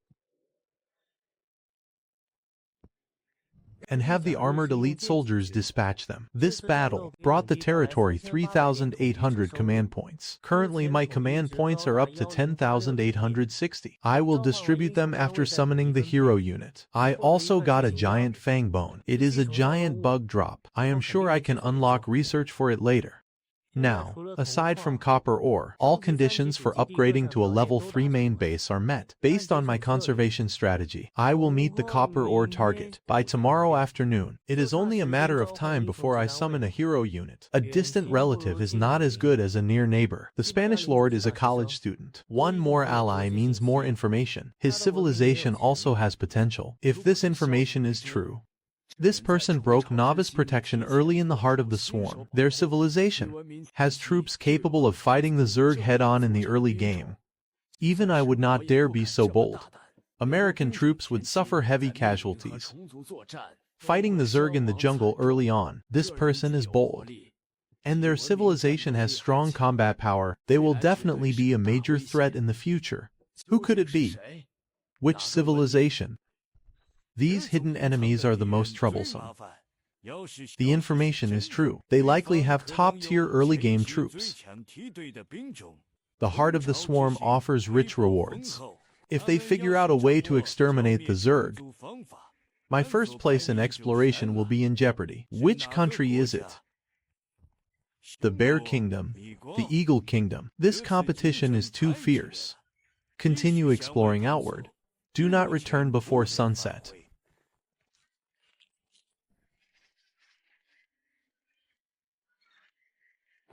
This anonymous message has had a significant impact. A civilization capable of fighting the Zerg in the early game has appeared. The anonymity will cause panic and suspicion. affecting alliances or hostile relations. I am in close contact with the Spanish lord. Since the anonymous lord helped him, they must be on the same side. I can connect with them later. Although things with gelatin did not go smoothly, I have my own circle of allies. It is a pity that after oil is discovered, some allies will be eliminated, while other countries leap forward with oil. Like the Dragon Kingdom, they are still mining copper. They won't have a chance to catch up.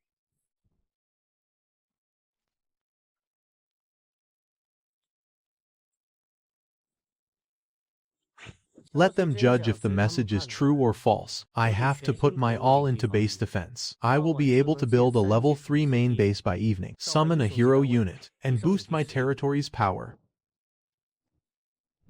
This is truly the atmosphere of Judgment Night.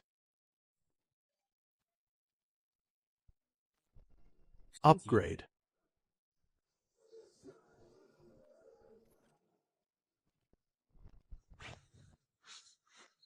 Using this to shorten the time is perfect. Instantly upgrading with a rare item is so convenient. Could this be housing for the hero unit? Hero units might not be considered regular troops, so they need a separate room. Iron. If this is real, the territory is about to enter the Iron Age. Great Qin's research on copper is already impressive. Entering the Iron Age, we will definitely be able to create even more amazing tech. Foundry. Astrology Tower. Muster roll all can summon hero units. But right now, I can only choose one of the three. Heaven's Work is a title for ancient scientists and inventors. The Foundry is a large-scale factory. This hero building not only summons hero units, but also provides a development strategy. Pillar of the State. Traduces research and construction time. In the mid to late game, this can save a massive amount of time. Moreover, the Foundry also has weapon research and armor manufacturing functions, but now is not the time to consider these.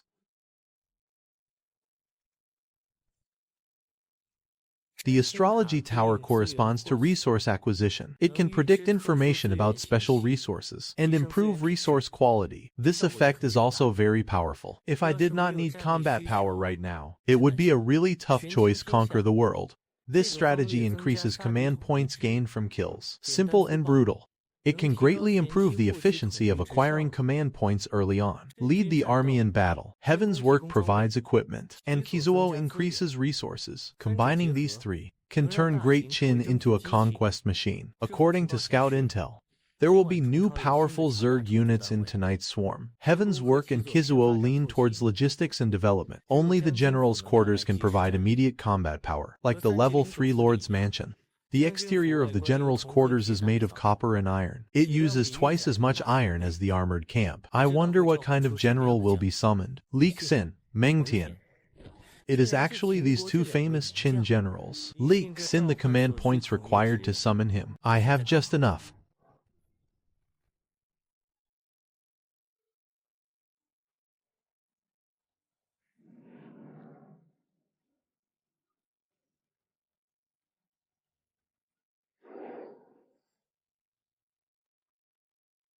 Your humble servant, Li Xin, greets your majesty. This roar. He truly has the aura of an ancient general. This armor is not just a size larger. The materials are upgraded, and the coverage is higher.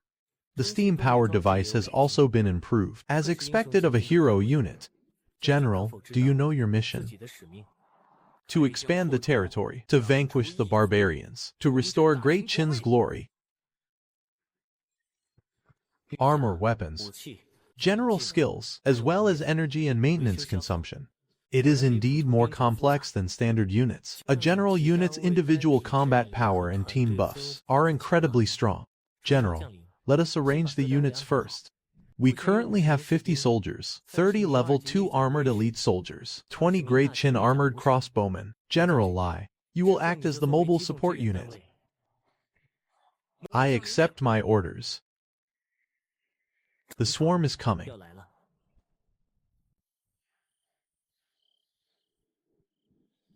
From now on, the sonic detector panel will be our eyes. Sync the location information to the crossbowman. The swarm is here. Tintire army, formation.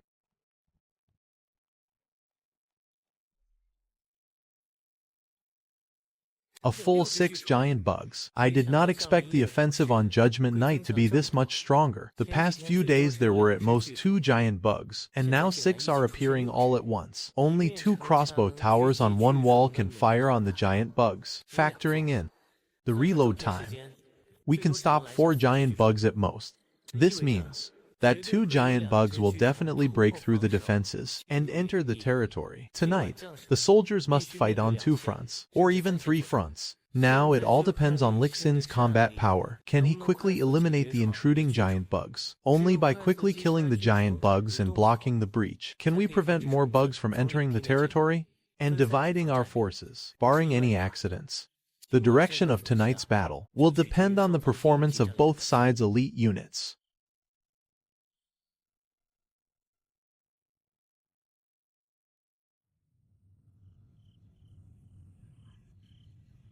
I did not expect Judgment Night to have such troublesome black fog. Even though we made defensive preparations and received Zerg intel in advance, it is only when truly facing these born predators that you understand what pressure is. The smell of rotting meat feels like the breath of the Grim Reaper, and the buzzing of the bugs is like a call from hell.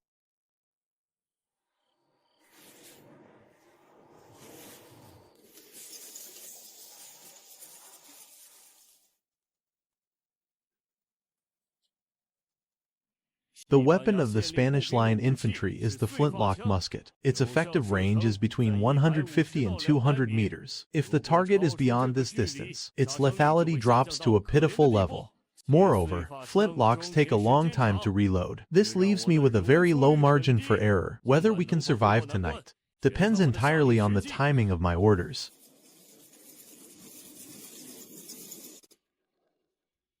Whatever, bring it on.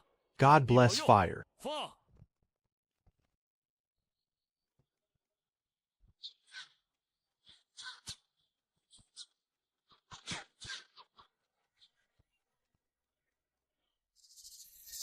Fire.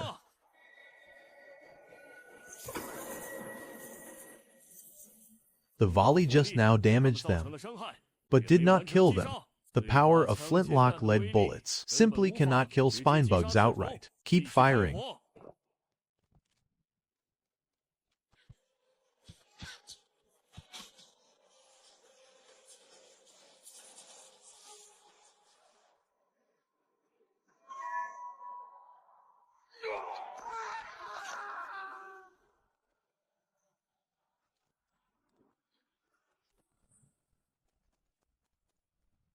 Defend the wall to the death.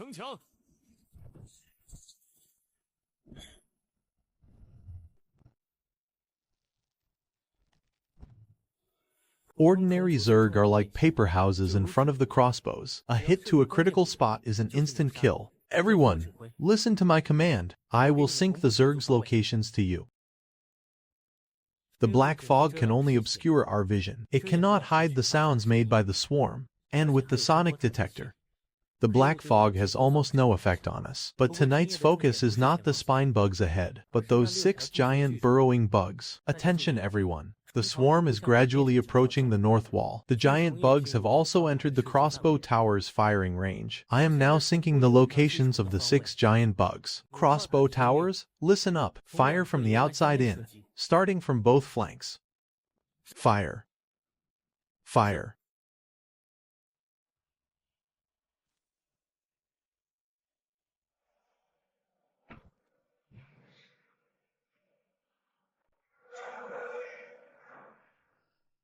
Reload.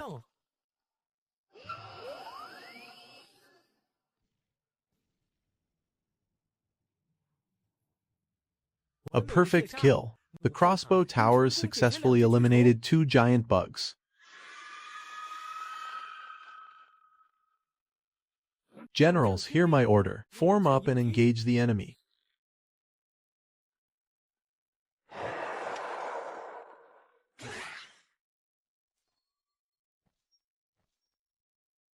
The 6-meter-high reinforced wall stands like a mountain between the swarm and the soldiers. To climb the wall, the swarm must stack 3 to 4 spine bugs high. This means that restricted by the wall, no matter how large the swarm is, only a quarter of them can participate in combat. And every time the crossbowmen finish reloading and launch a new volley, these stepping stones will be shot full of holes. For the great Qin armored elite soldiers and crossbowmen, as long as they have enough energy and ammo, no matter how many troops the Zerg throw at them, it is impossible to breach the territory from the front. But they have more than one trick. Can Li Xin hold out?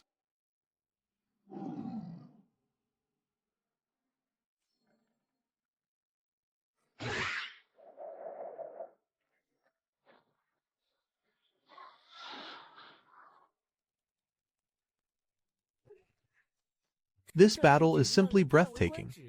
If armored soldiers were to deal with a giant bug, it would take at least 10 fighters. But Li Xin dealing with 2 giant bugs only took 10 seconds. Is this the combat power of a hero unit? Indeed. A unit that cost 10,000 command points to summon is incredibly powerful. With the giant bugs handled, this battle is pretty much over. Just using... What is this?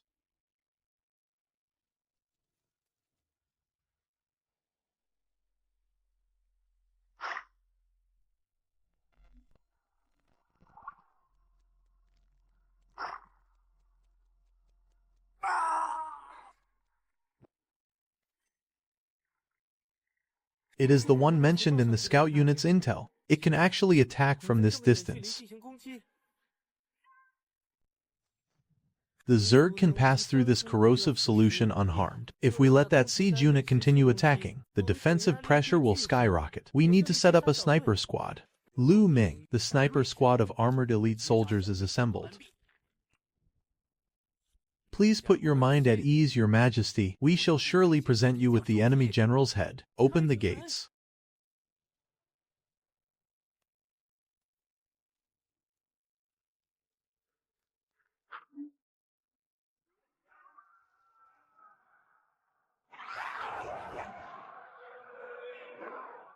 Abandon the wall. Fall back to the 2 breaches. Notify the soldiers stationed on the other 3 walls to converge on the north side and defend with all their might. For the fallen, follow me and slay the enemy. If I do not return from this battle, tell my mother, I am not coming back.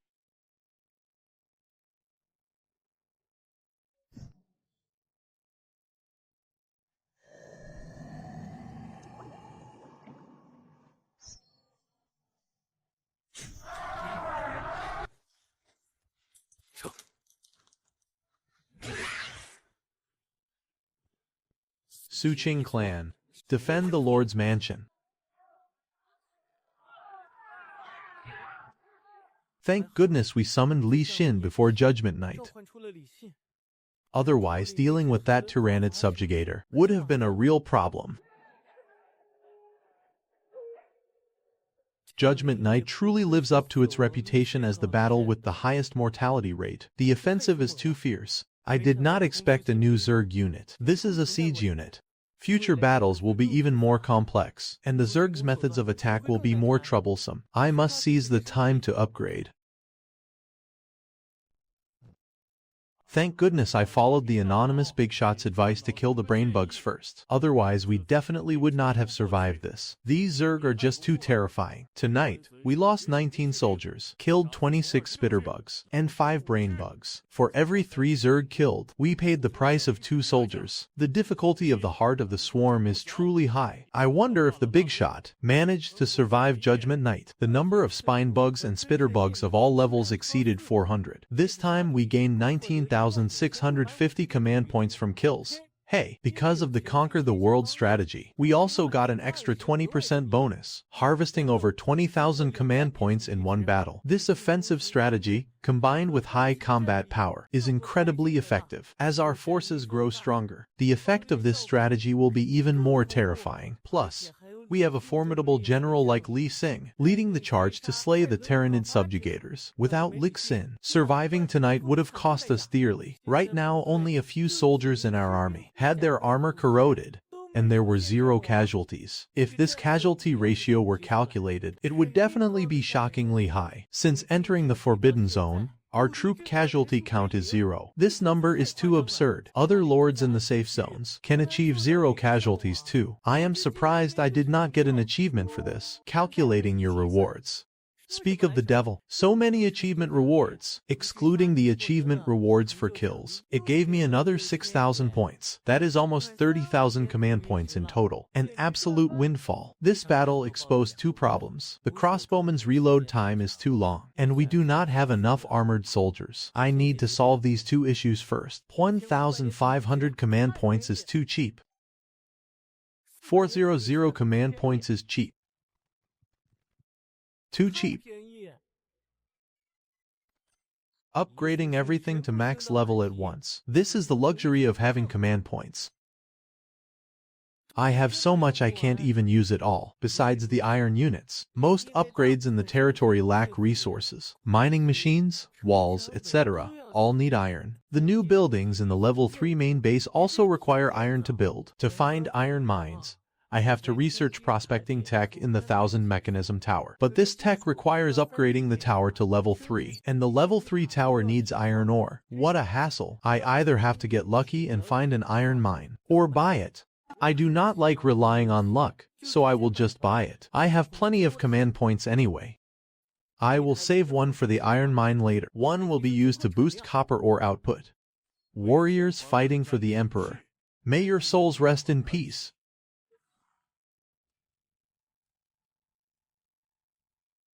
6,360 command points, gaining over 6,000 points in one judgment night. Besides my foot base and empire, who else could achieve this? Eventually, all countries will be trampled under the feet of the foot base and empire. America will definitely take first place in tomorrow's development ranking. The first place reward is 2 extra mining machines. Production speed will be even faster. War relies on national strength. Early battles are meaningless once the military factories are built. With endless resources and powerful military tech, America will crush any resisting country. So boring. It seems my allies are still too weak. Dragon Kingdom Lord? The Dragon Kingdom successfully survived Judgment Night. Although they do not provide many development points, they are still one of my allies. Wait, was not the Dragon Kingdom trading for copper ore just a few days ago? Why are they trading for iron ore today? Are they developing that fast? The current average market price for 100 units of iron is about 700-800 command points. 200 units would be around 1,500 command points. Iron ore is not scarce for gelatin. The price for allies is usually 500 command points per 100 units of iron ore. But right now, many allies have lost contact. I am short on command points, and development is slow. Should I ask the Dragon Kingdom for a bit more? The Dragon Kingdom Lord has completed payment of 1,500 command points. He still paid the original price. It seems Su Yang also believes in mutual benefit, just like me. The elimination list is announced. Judgment Night has ended. Welcome to the second week. The Lord's Hall is open. During designated times, lords can communicate with each other in the hall to wipe out 13 countries at once. This Judgment Night was truly brutal. There are so many variables in the Forbidden Zone, and the danger is extreme. Thank goodness for the big shots information. Without the Zerg intel, I would definitely be on that list. The Spanish lord actually survived. I thought the black fog would make him despair and cause his territory to be destroyed. It is good that he survived. I can slowly reach out to him later. The heart of the swarm jungle is huge. There might be good stuff around his territory. First week Lord rankings. Begin now. In the exploration ranking, my biggest threats are Footbase and Chicken, and Great Footbase and Chicken, Gallic Rooster, and Black Eagle, but I am confident. The development ranking is what worries me. Now that oil has appeared, the tech powerhouses will definitely develop rapidly. I have drunk so much Han River water, I am hallucinating. It is time for our Stick Nation warriors to shine. The Bear Kingdom soldiers are indeed brave, but they lack a bit of brains. Third place is not too shabby. Who will be in second place? Nani. How is this possible? How could someone rank higher than me in exploration? Our Eastern Ying warriors fought tirelessly for 4 days. Fools. Without first place, we won't get the decryption card, and we won't be able to trade with Afghanistan for oil. This will severely impact Eastern Ying's development. Who is it? Who stole Eastern Ying's first place? Our biggest competitor is out. Now I can truly claim first place. Oh my god, first place is not Eastern Ying. There is someone better at fighting than them. 10,000 command points, and the Pioneer buff have arrived. Most importantly, this decryption card. This is a crucial early game item, which will have an immeasurable impact on the territory's development. Over the past week, the fierce battles brought me to the brink of death several times. Next up is the development ranking. If I can get a rank, it would be even better. You know our relationship. The people of the White Elephant stand with the Dragon Kingdom. This first place could go to any country, even to America. But it absolutely cannot go to the Dragon Kingdom. This is the last thing I wanted to see. In this Forbidden Zone trial, besides surviving, an important goal is to suppress the Dragon Kingdom Lord, to prevent the Dragon Kingdom from obtaining resources from the Forbidden Zone, and even cause them to collapse completely under natural disasters. Only then can we help the Eastern Ying army. Enter the Dragon Kingdom. The worst part is not losing first place. It is the Dragon Kingdom taking first place. Now, not only did we fail to suppress them, they have actually stepped on our heads. Just wait. Dragon Kingdom, Su Young, the Dragon Kingdom. It is the Dragon Kingdom again. Whenever you overlook them, they pop out and pull off something huge. From breaking novice protection to taking first place in exploration, they have practically snagged all the important resources at every stage.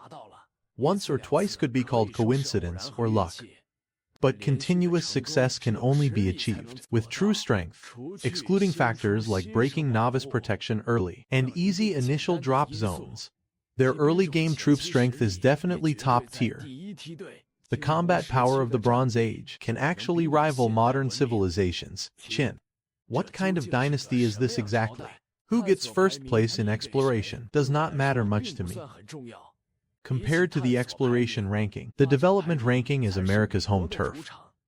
The decryption card is only useful in ruins and other special locations, and these locations are not easily found in the early game. In contrast, the reward of 2 mining machines is much better than an illusory decryption card. When it comes to military might, early game tech gaps might allow for some upsets, but when it comes to development, no one can shake America's #1 spot. Theoretically, with the boost from oil resources, America's development should be very fast. Combined with their core position in major alliances, their allies' strength should also be significant. Even so, they only rank 3rd. Then do I really have a chance at the top 2 spots? After all, right now, I am likely the only one with a level 3 main base. And after entering the Iron Age, the Qin dynasty's tech score will also increase. Looking at it this way, it seems I really can arm wrestle with modern civilizations. Forget about first place. Just getting second place would be a huge win. Second place is Gelatin. This is a bit surprising to me, but thinking about it carefully, it makes sense. Gelatin's Victorian era is precisely the country that started the Industrial Revolution. Its early industrial level is extremely high. This can be seen from their resource production speed. Furthermore, Elizabeth has been actively executing diplomatic strategies. With their tech and ally scores combined, getting second place is not an exaggeration. It is a good thing an ally got a rank. It will further solidify the alliance's strength. Now there is only one country left. Who will it be? If I can get first place again, then the first week of the trial can be considered a perfect ending. Congratulations, Queen. Well deserved. How could it be the Dragon Kingdom? They are only good for little tricks. When it gets real, they are useless. First place, we actually got 2 first places. Although I had hoped for it, I never thought I would get 2 first places so smoothly. The 2 rewards total 25,000 command points. 1 Pioneer buff, 1 Enterpriser buff, 2 mining machines, and 1 Ruin decryption card. With these resources, the territory's development will definitely reach a new level. More importantly, there is the resource manifestation privilege. This will immediately alleviate the Dragon Kingdom's current plight and save the people from suffering. The negotiations failed. We did not get oil to seize the initiative. How could I possibly rank in the Lord rankings? And now I actually stepped on America to get second place. Did the system make a mistake? Ah, it turns out the Dragon Kingdom's sheer strength secured first place, and as an ally I received a massive ally score bonus to get second place in development. But how did Su Yang do it? Using a Bronze Age civilization to take first place in development. What kind of strength does the Dragon Kingdom really have? All nonsense. Just begging for alliances and trying to curry favor. Allies should be quality over quantity. Those who come for profit are not worth cherishing. Foot Basin Chicken wants to trade for the decryption card. Did they find a ruin? Or do they have ulterior motives? This Foot Basin Chicken is a scheming one. They must have originally intended to get first place in exploration for the decryption card. But since I ruined their plan, they want to trade for it. It seems the decryption card is very important to them. There are too many things to do. I have no time for this. First, I need to allocate production facilities, then research level 3 base, new buildings and command point usage, and the decryption card. Oh right. First I must manifest resources to reality. Trying to scam me? No way. The system calculates the territory's production over a week, and the acquired resources will be manifested in reality. 100-fold manifestation can meet the needs of a prefecture-level city for a year. I will choose an industrial city in the disaster-stricken southeastern provinces. Restoring it will benefit the surrounding areas. Next, I will consider territory upgrades. Level 3 main base troops and tech upgrades are complete. The territory can move up another level. A large portion of Jiangnan province's road network has been cleared. Multiple thermal power plants have resumed operation, and a massive amount of supplies materialized out of thin air. Resource manifestation.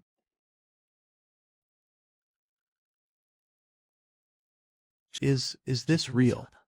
Has not America always sat firmly at number 1 in the development ranking? But besides getting first place, at this stage, there is no other way to manifest resources. Su Yang snatched first place from the hands of the Americans. Is this really possible? First place in both rankings. Oh my dear mother. Our ancestors' graves are smoking with pride. First place in both rankings, and he got it by stepping on America and Foot Basin Chicken. First place in both rankings. Good job, Su Yang. Ha ha ha. Holy crap. Su Yang actually managed to build a level 3 main base before Judgment Night. What is that beside the Lord's mansion? Its design looks absolutely stunning. It is a hero building. A level 3 building that only a level 3 main base can unlock. Look at that new troop type in the army. Is he wearing iron armor? A military type hero unit. His armor has been completely upgraded. Iron. The new buildings all feature metal iron.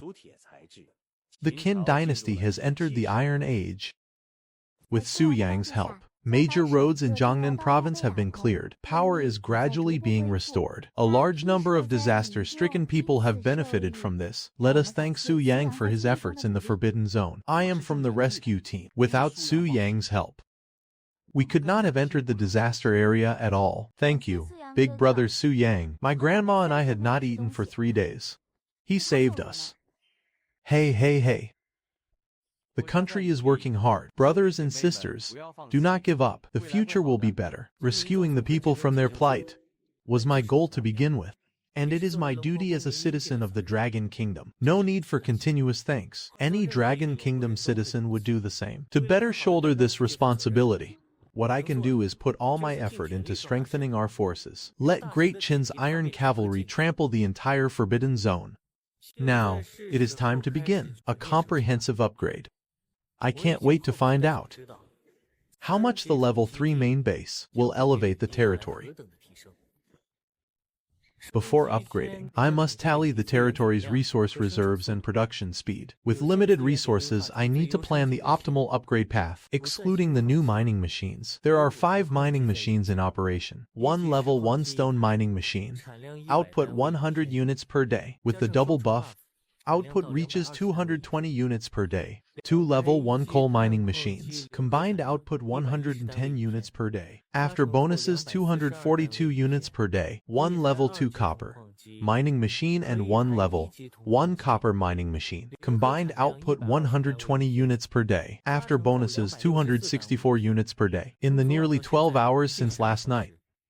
Stone reserves are 363 units, coal production was 168 units, but it was all consumed resupplying the armored soldiers. The army's consumption is too high. Level 2 armored elite soldiers and crossbowmen each need 2 units of coal per day. 40 elite soldiers and 30 crossbowmen alone need 140 units per day. 4 level 2 scouts need 16 units per day. Likshin also needs 10 units of fuel per day. That is 166 units in total. Although with the buff bonus, we can produce 242 units of coal per day. The bonus has a time limit. Afterward, production will drop back to 110 units, which is not enough to maintain. The army, I must increase the base fuel production capacity. I will use the mineral vein relocation tech to move the coal mine the scouts marked earlier back here. This coal mine is of high quality. After building a mining machine, the base capacity is 60 units per day. Upgrading a mining machine from level 1 to level 2 takes 10 units of copper ore. From last night to today, copper ore production was 186 units. Consumption was 64 units. There are 122 units left. Quite affluent. I will upgrade all the level 1 mining machines right now, with 3 level 2 coal mining machines. The total base capacity soars to 255 units per day. With buffs it is 561 units per day. It doubled. The energy problem is temporarily solved. Let us look at copper ore. 2 level 2 copper mining machines. Base output is 180 units per day. After bonuses 396 units per day. Now, for armor maintenance and crossbow bolt resupply, I won't have to be so frugal. With stronger logistics, upgrading is much easier. Next, the core task is upgrading the 1000 Mechanism Tower and Armored Camp. The 1000 Mechanism Tower controls key technologies, and the Armored Camp can unlock stronger troops. Upgrading the 1000 Mechanism Tower to level 3 requires 30 units of copper ore and 50 units of iron ore. Upgrading the Armored Camp requires 50 units of copper ore and 100 units of iron ore. Thank goodness the territory's capacity and reserves are good right now. Otherwise, unlocking these two would be tough.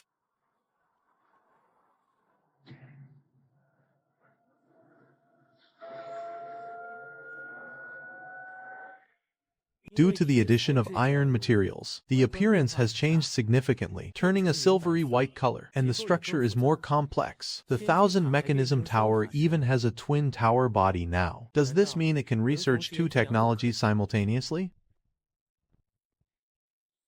Indeed, 2 researches can proceed at the same time. This greatly improves research efficiency. It is a pity I used up the heart of the swarm. I used it too extravagantly before, wasting it on short-duration tech. If only I could dismantle them, so the acceleration time would not be wasted. Fortunately, the level 3 tower can research 2 techs simultaneously, so efficiency will significantly increase. Saltpeter detection tech. Saltpeter is a raw material for gunpowder, a crucial substance for the era of firearms. I did not expect the Iron Age and the Firearms Age to arrive at the same time. It seems prioritizing resource unlocking for new units was the right call. What kind of troop is this Heavenly Fire Guard?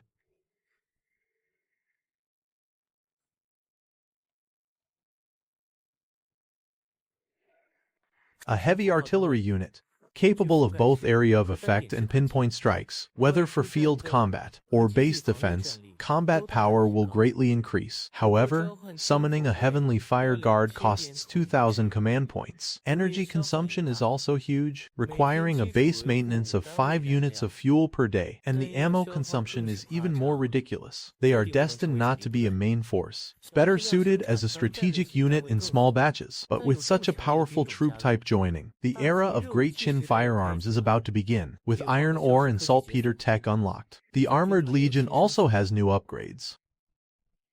Troop type: Great Chin Armored. Elite Soldier effect: armor undergoes a comprehensive upgrade and is equipped with an iron shield, improving overall defense attributes. Command points 600. Prerequisite tech: iron smelting. Troop type. Great Chin Armored Crossbowman effect. Armor undergoes a comprehensive upgrade and acquires 2 new types of bolts for different units. Command points, 800. Prerequisite tech, iron smelting, gunpowder research. Troop type, Great Chin Thousand Lie Scout. Effect, power device undergoes a comprehensive upgrade. Exploration range increases and unlocks the ability to detect iron and saltpeter mines. Command points, 1000. Prerequisite tech, magnetic field research, saltpeter exploration. Scouts are currently a very important unit. I will upgrade them as soon as the tech research is done. Upgraded armored elite soldiers get shields, which can improve our defense's margin for error. Armored crossbowmen get new types of bolts, useful for dealing with new Zerg types. However, these upgrades can wait. With Lixin's addition, we are temporarily not lacking in combat power. I should prioritize summoning new units and upgrading important tech. Upgrading production buildings consumes too much iron. Currently, resource production speed is sufficient, so I will lower their priority for now. As for defense, I will upgrade the wall to level 2 first. A level 3 wall is too expensive. That'll have to wait. The construction timing of the Heavenly Fire Tower will depend on the Swarm's offensive. The General's quarters can upgrade general skills, but Lixin's level is not high enough yet. I will focus on upgrading the General's quarters later. Let us see what this ruin does.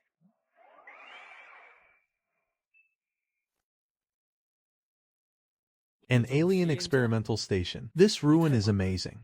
It can research alien biology, biomass fuel. Maybe it can even turn Zerg corpses into fuel, using war to sustain war. And mutated creatures can be researched here too. However, the quest difficulty is extreme, equivalent to a Tier 3 swarm. I need to conquer a Tier 3 hive first, to gauge their strength. Once the 1000 Mechanism Tower finishes its research, I will upgrade first, then search for resources. Iron ore and saltpeter are crucial. Then summon a Heavenly Fire Guard to test its strength. Unlock iron smelting and gunpowder research. When resources are sufficient, upgrade the wall, mine, and build the Heavenly Fire Tower. Finally, conquer a Tier 3 hive. Adjust the troops, then trigger the ruin quest. My lord, we have brought back information on 2 Tier 2 hives, locations, as well as multiple mineral vein locations. 1 scout found an area with saline alkali soil, but due to low fuel, could only leave a simple marker. Saline alkali soil. That is a place where saltpeter is easily produced. Once we get saltpeter, the territory can enter the firearms age. This should be an evolved spine bug. It is no longer a Tier 2 bug. Saline alkali soil produces abundant saltpeter. Taking it will solve our gunpowder supply issue. I need to send scouts for a comprehensive reconnaissance, but before that, I will deal with these 2 Tier 2 hives on our doorstep first. Lixin, assemble your forces. Yes, my lord. Armored forces, assemble. Reporting to the lord. The troops are assembled awaiting your orders. Ha ha. Finally, I do not have to take the field myself. Unlock prerequisite tech. Upgrade the scouts immediately.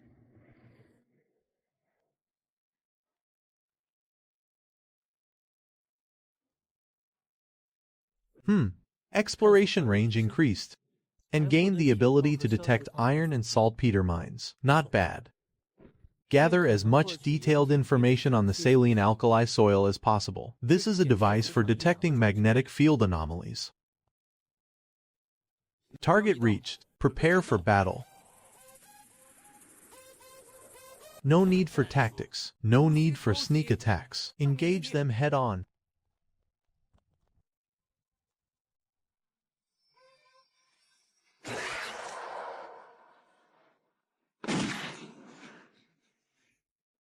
With the swarm situation completely understood, the outcome of this battle is already decided. Armored crossbowmen. First volley fire. Roaring and sound of weapons.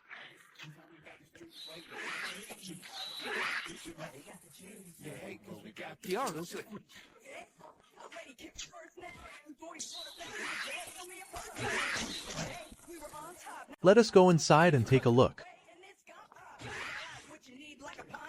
A laughable ambush.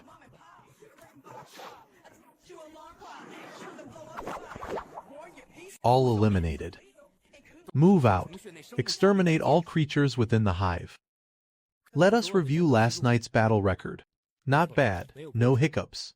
The Armored Legion crushed the swarm. Next, we will test the Heavenly Fire Guard's combat power. Then, we will attack the saline alkali soil. Use the heart of the swarm to accelerate research. Both technologies are complete, so the 1000 Mechanism Tower has this effect after upgrading. What a pleasant surprise. Great Chin Heavenly Fire Guard, the first firearms unit. I wonder how powerful it really is. Gunpowder technology. The armored camp upgraded to level 3. Its form has changed significantly. The main gate has doubled in width.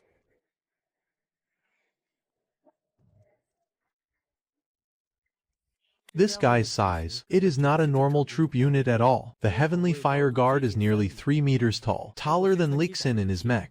The armor is nearly 25 meters wide, with one soldier piloting it inside. This is a pure war mech. The soldier only acts as a pilot. The armor is entirely assembled from iron materials. All joints have tight armor protection. The main body of the mech is grayish-white, looking incredibly heavy. All major protective areas are outlined with striking orange-red, flame-like patterns. Amidst its cold majesty, there is an added sense of fiery passion.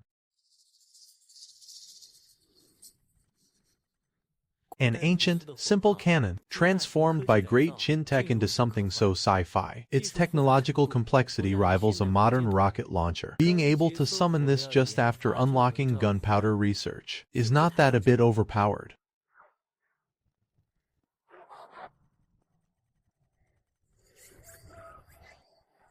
This is insane. Lixin, assemble a force of the same scale as yesterday, and head to the second hive. With the current abyssal gaze level, venturing out is not too dangerous. Plus, I have Lixin as an escort. Triggering ruins also requires the Lord to be present. I will treat it as a simulation drill. Actually, I just want to see the Heavenly Fire Guard's power. Caliber is justice. Turrets are truth. I absolutely cannot miss the Heavenly Fire Guard's debut. Moreover, that hive is situated in a low-lying area. From a high vantage point, I will have a god's eye view, watching the swarm collapse under a rain of fire. It will definitely be spectacular. Reporting to the general. Troops are assembled. Move out.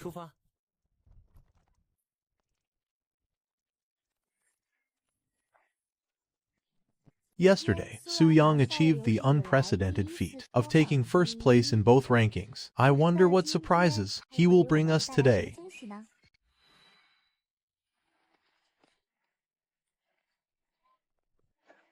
A new troop type already. Full iron armor. A weapon that looks like a cannon. And the exhaust is not thick white steam anymore. This new unit is very likely a firearms unit. A half-meter diameter barrel. This is too absurd. Absolutely. The Qin dynasty's steam devices would not emit black smoke. In history, those famous coastal defense guns and Krupp guns only had a caliber of 20 to 30 centimeters. And cannons of this caliber are usually fixed emplacements. But this mech can actually carry it around. Professor, you are drooling on my shoes. Caliber is justice. As long as there is enough firepower, anything can be settled. But this barrel is too short. Accuracy will be hard to guarantee. We will have to see its explosive power in actual combat. Assemble. This is the place. You guys scout ahead.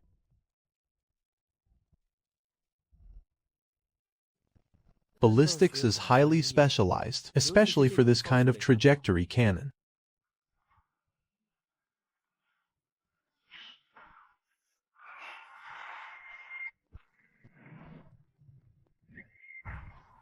Ready already. Estimating distance and measuring the elevation angle is not hard. The first shot is a test shot. To see where it lands, the second shot is the precision strike. The first shot seems like a waste, but it is a necessary expenditure.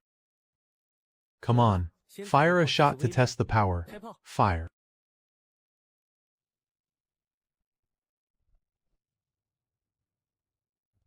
The Heavenly Fire Guard's power is far beyond imagination. This power, it definitely exceeds most modern man-portable missiles.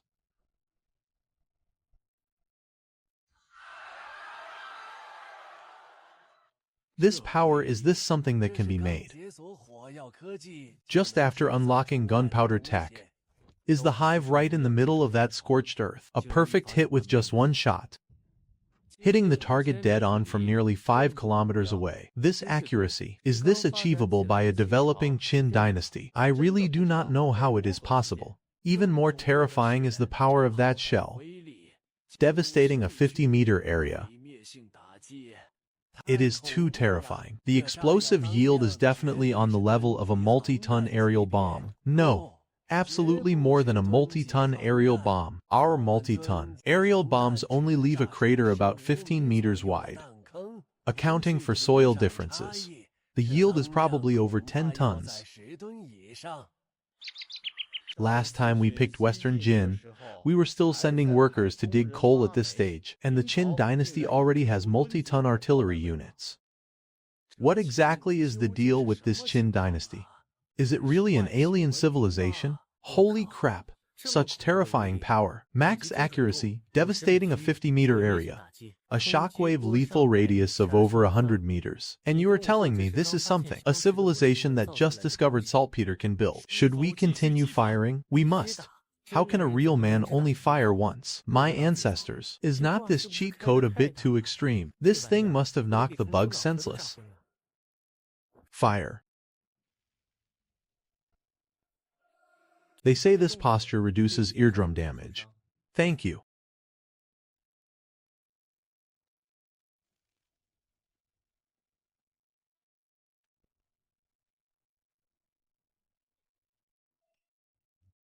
This shot directly flipped the entire Zerg hive. The Zerg were wiped out before they even saw us. I originally thought this shot would clear out most of the Zerg, and then Lee Sin would lead the squad to clean up. I did not expect the Heavenly Fire Guard to clear the board with one shot. Even the Queen was blown to pieces. What cleanup? This shot even dug their graves for them. If I had to describe the Heavenly Fire Guard in one word, it would be strong. Unreasonably strong. Over-the-horizon strikes in the cold weapon era. How else can you describe it but strong? I need to get my hands on saltpeter resources ASAP, so the Heavenly Fire Guards can fire freely. The known hives have been dealt with. Abyssal Gaze has leveled up. We tested the Heavenly Fire Guards' power and gained 2 achievements. This trip was a complete success. Now it is up to the scout units.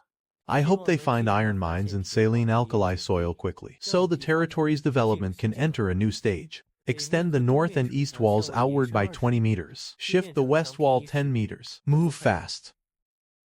Building the new wall costs 200 units of stone. Next, we upgrade the newly built outer wall. Invest all copper resources to upgrade the wall. Wall upgrade detected civilization trait triggered. Great Wall. This civilization possesses exquisite city-building craftsmanship. The height of the constructed walls and defensive attributes receive a 100% increase. The level 2 wall also triggered the civilization trait. This elevator cabin is quite spacious. It can probably carry a lot of people.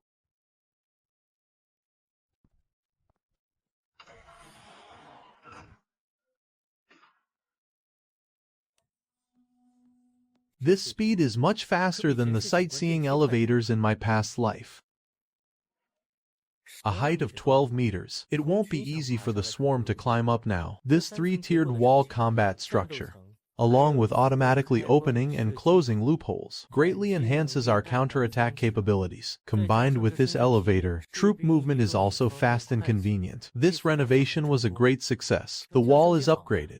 The iron mining machine is operational. Next, it is time to upgrade the army and prepare for the expedition against the Tier 3 hive. The spine bugs in the Tier 3 hive have upgraded. The armored soldiers must be fully upgraded too. I still have 2,360 command points left. The key tech nodes have been unlocked, so I can use them all for troop upgrades. With the wall and Heavenly Fire Guards, we do not lack defensive capabilities. I will focus on improving skirmish capabilities for field combat. Armored elite soldiers are much more versatile. In complex skirmishes, upgrading them will enhance our combat power and risk resistance. Upgrade 20 armored elite soldiers and 10 armored crossbowmen. The effect of this upgrade is astonishing. Everything from the armor to the weapons has been upgraded. Level 3 armored elite soldiers have higher armor coverage. Their weapons are upgraded too, so their combat power will definitely soar.